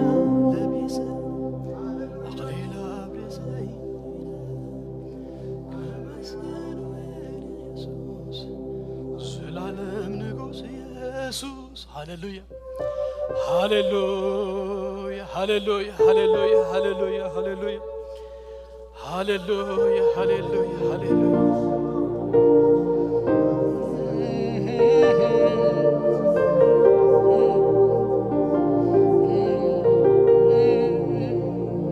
ተባረክ እግዚአብሔር ለልባል እግዚአብሔር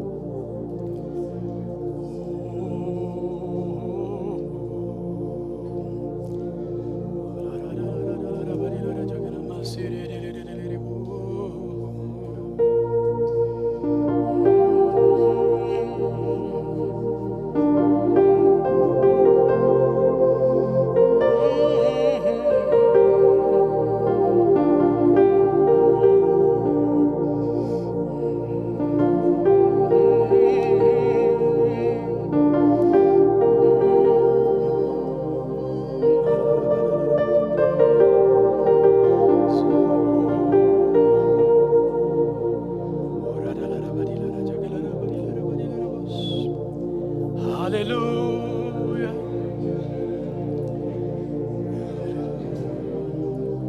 ሃሌሉያ እኔ አፌን አልከፍትም ለዓለም ክብር ዘምራለሁኝ ለእግዚአብሔር ቀኝለታለሁ የምስጋና የድምፅ በአርያም ይሰማ በአርያም ይሰማ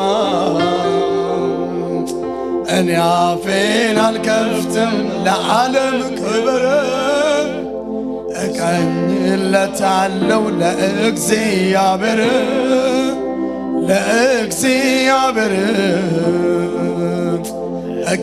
እቀኝለታለሁ በአዲስ ዜማ የምስጋና የድምፅ በአርያም ይሰማ በአርያም ይሰማ ምስጋና ትወዳለህና አምላኬ አመሰግናለሁ አምላኬ አመሰግናለሁ አምልኮ ትወዳለህና ጌታዬ አመሰግናለሁ ጌታዬ አመሰግናለሁ ዝማሬ ትወዳለህና ጌታዬ እዘምርሃለሁ ጌታዬ እዘምርሃለሁ ምስጋና ትወዳለህና አምላኬ አመሰግናለሁ አምላኬ አመሰግናለሁ አምልኮ ትወዳለህና ጌታዬ እኔ አመልክሃለሁ ጌታዬ እኔ ውዳሴ ትወዳለህና ጌታዬ እወድስሃለሁ መከበር ትወዳለህና አምላኬ እኔ አከብርሃለሁ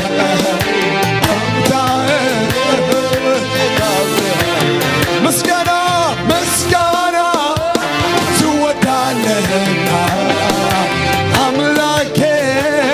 አመሰግናለሁ አምላኬ አምልኮ ትወዳለህና ጌታዬ እኔ አመልክሃለሁ ጌታዬ እኔ ውዳሴ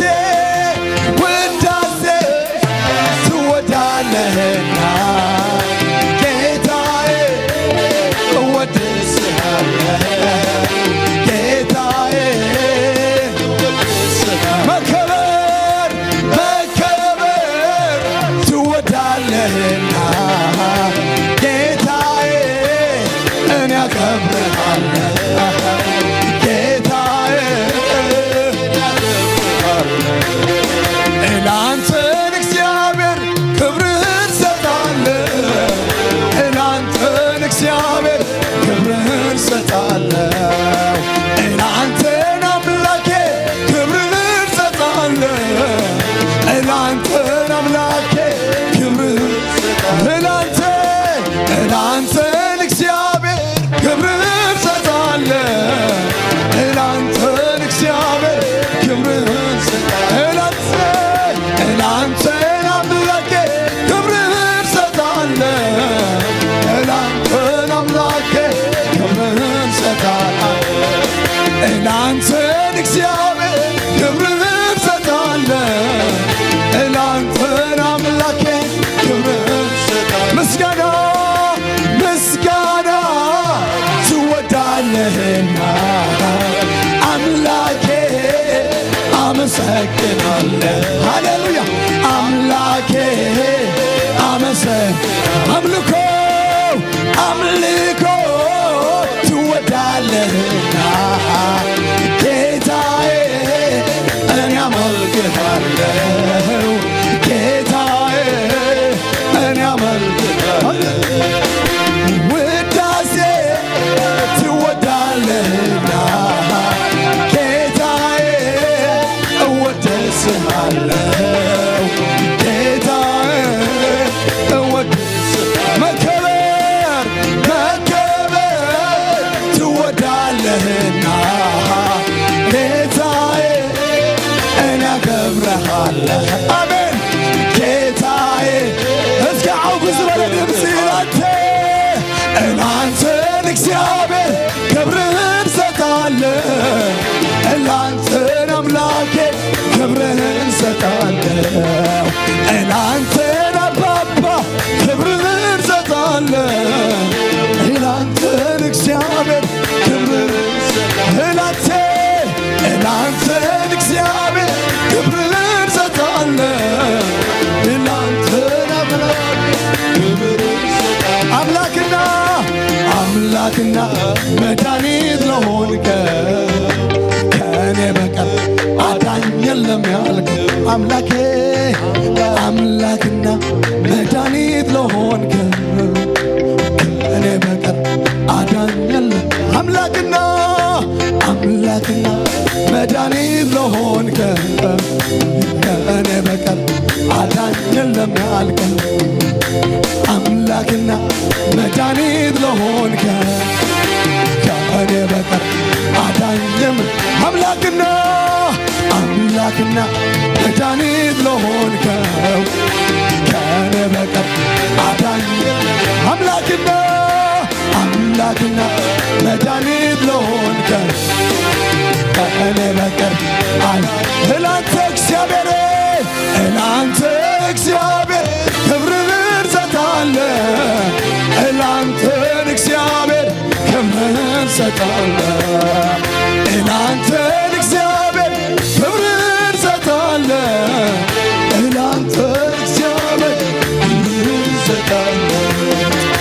ላንተን አምላኬ ክብርህን ሰጣለሁ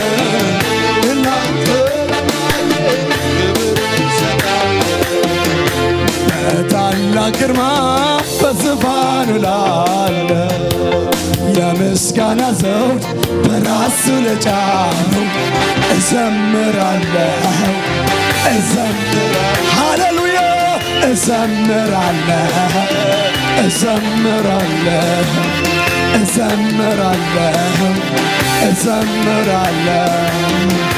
በታላቅ ግርማ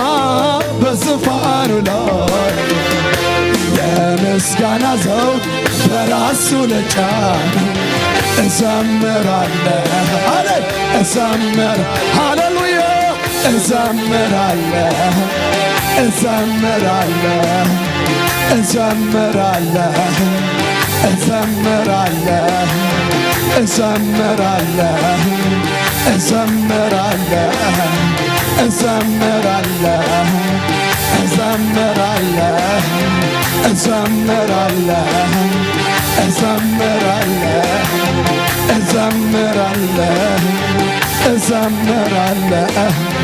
እዘምራለሁ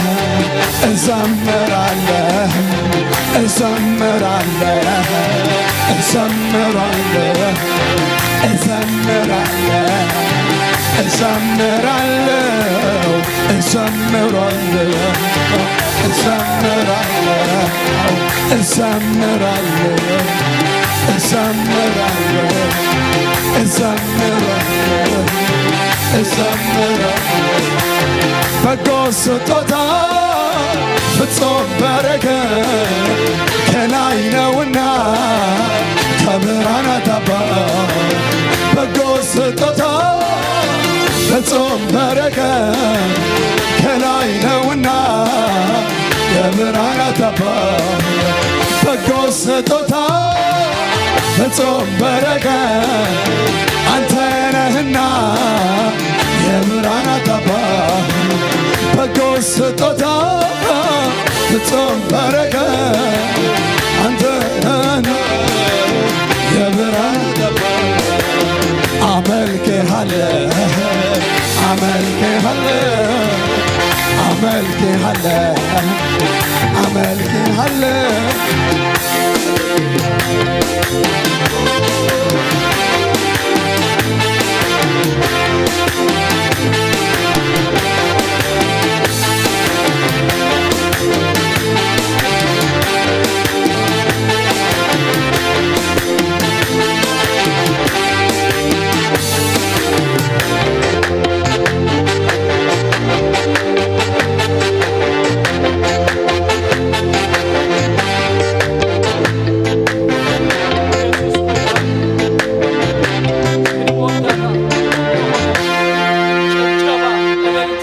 ሃሌሉያ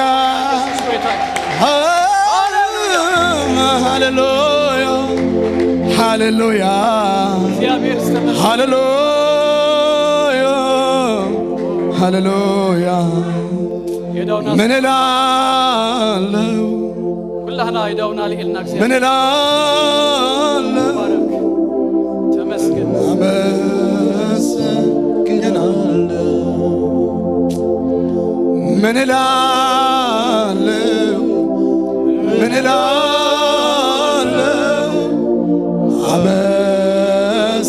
አመሰግናለሁ ምን እላለሁ ምን እላለሁ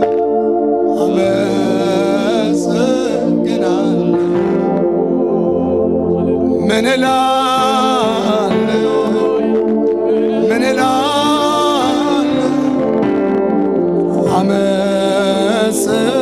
አመሰግናለሁ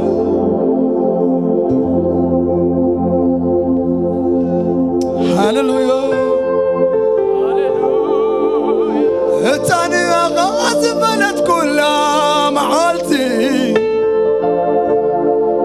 እባረ ዘላለም እባረ ኢየሱስ ንአቃዝ በለት ኩላ መዓልቲ እባረ ዘላለም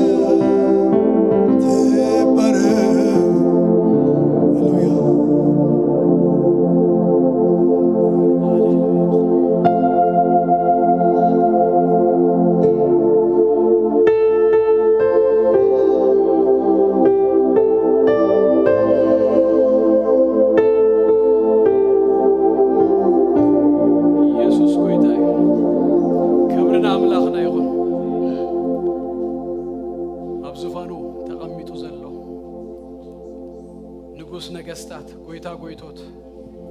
አምልኾና ሃሌሉያ ኩሉ መስዋዕት ምስጋናና ውዳሴና ከወስድ ብቁ ዝኾነ ጎይታ ስሙ ይባረኽ ስሙ ይባረኽ በዝረፍ ድዚ ንኡ በመመስጋና የህዋተይ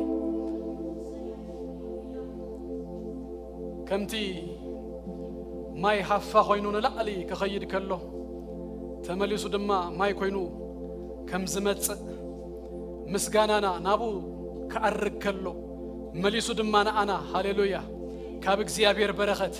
ካብ አምላኽ ኃይሊ ክንቀበል እዩ ዝገብረና ኢየሱስ ጎይታ እዩ ማቴዎስ ምዕራፍ 21 ካብ ኣፍ ህፃናትን ቆልዑንቲ ምስጋና ኣዳሎኻ ይብሉ ብሉይ ኪዳን ክትከዱ ከለኹም ድማ ሓይሊ ኣዳሎኻ ሓይሊ ኮይኑልና ኢየሱስ ጎይታ እዩ ሓይሊ ተቐቢልካ ኢኻ ሓይሊ ወሲኪ ኢኺ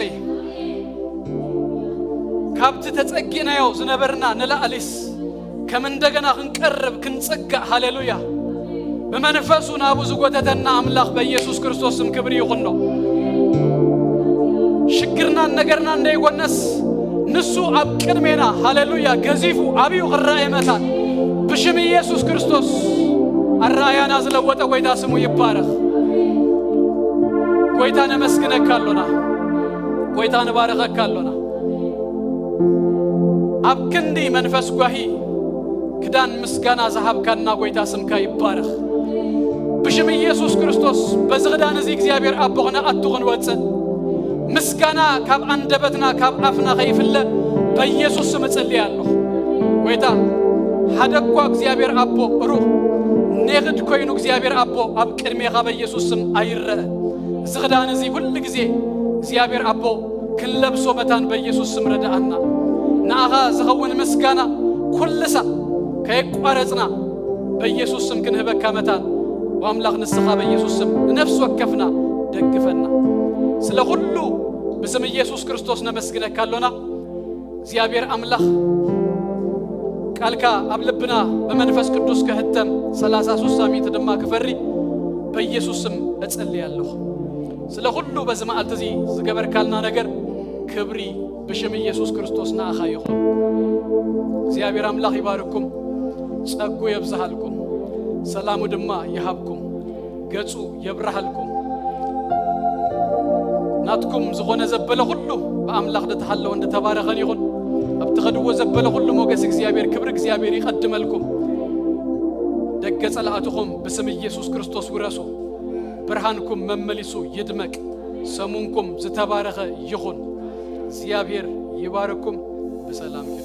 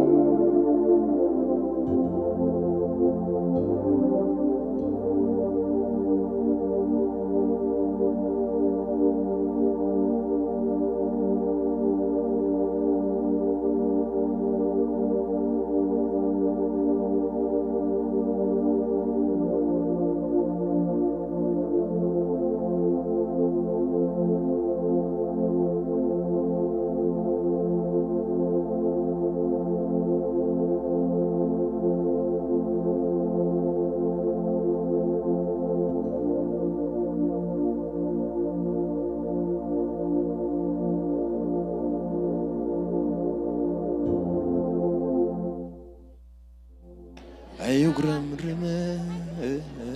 أيمارر عين سمار أسرح تأتي سرح أنا خير هنا أوتعين زندوم زي سلام نعم أبكي كثير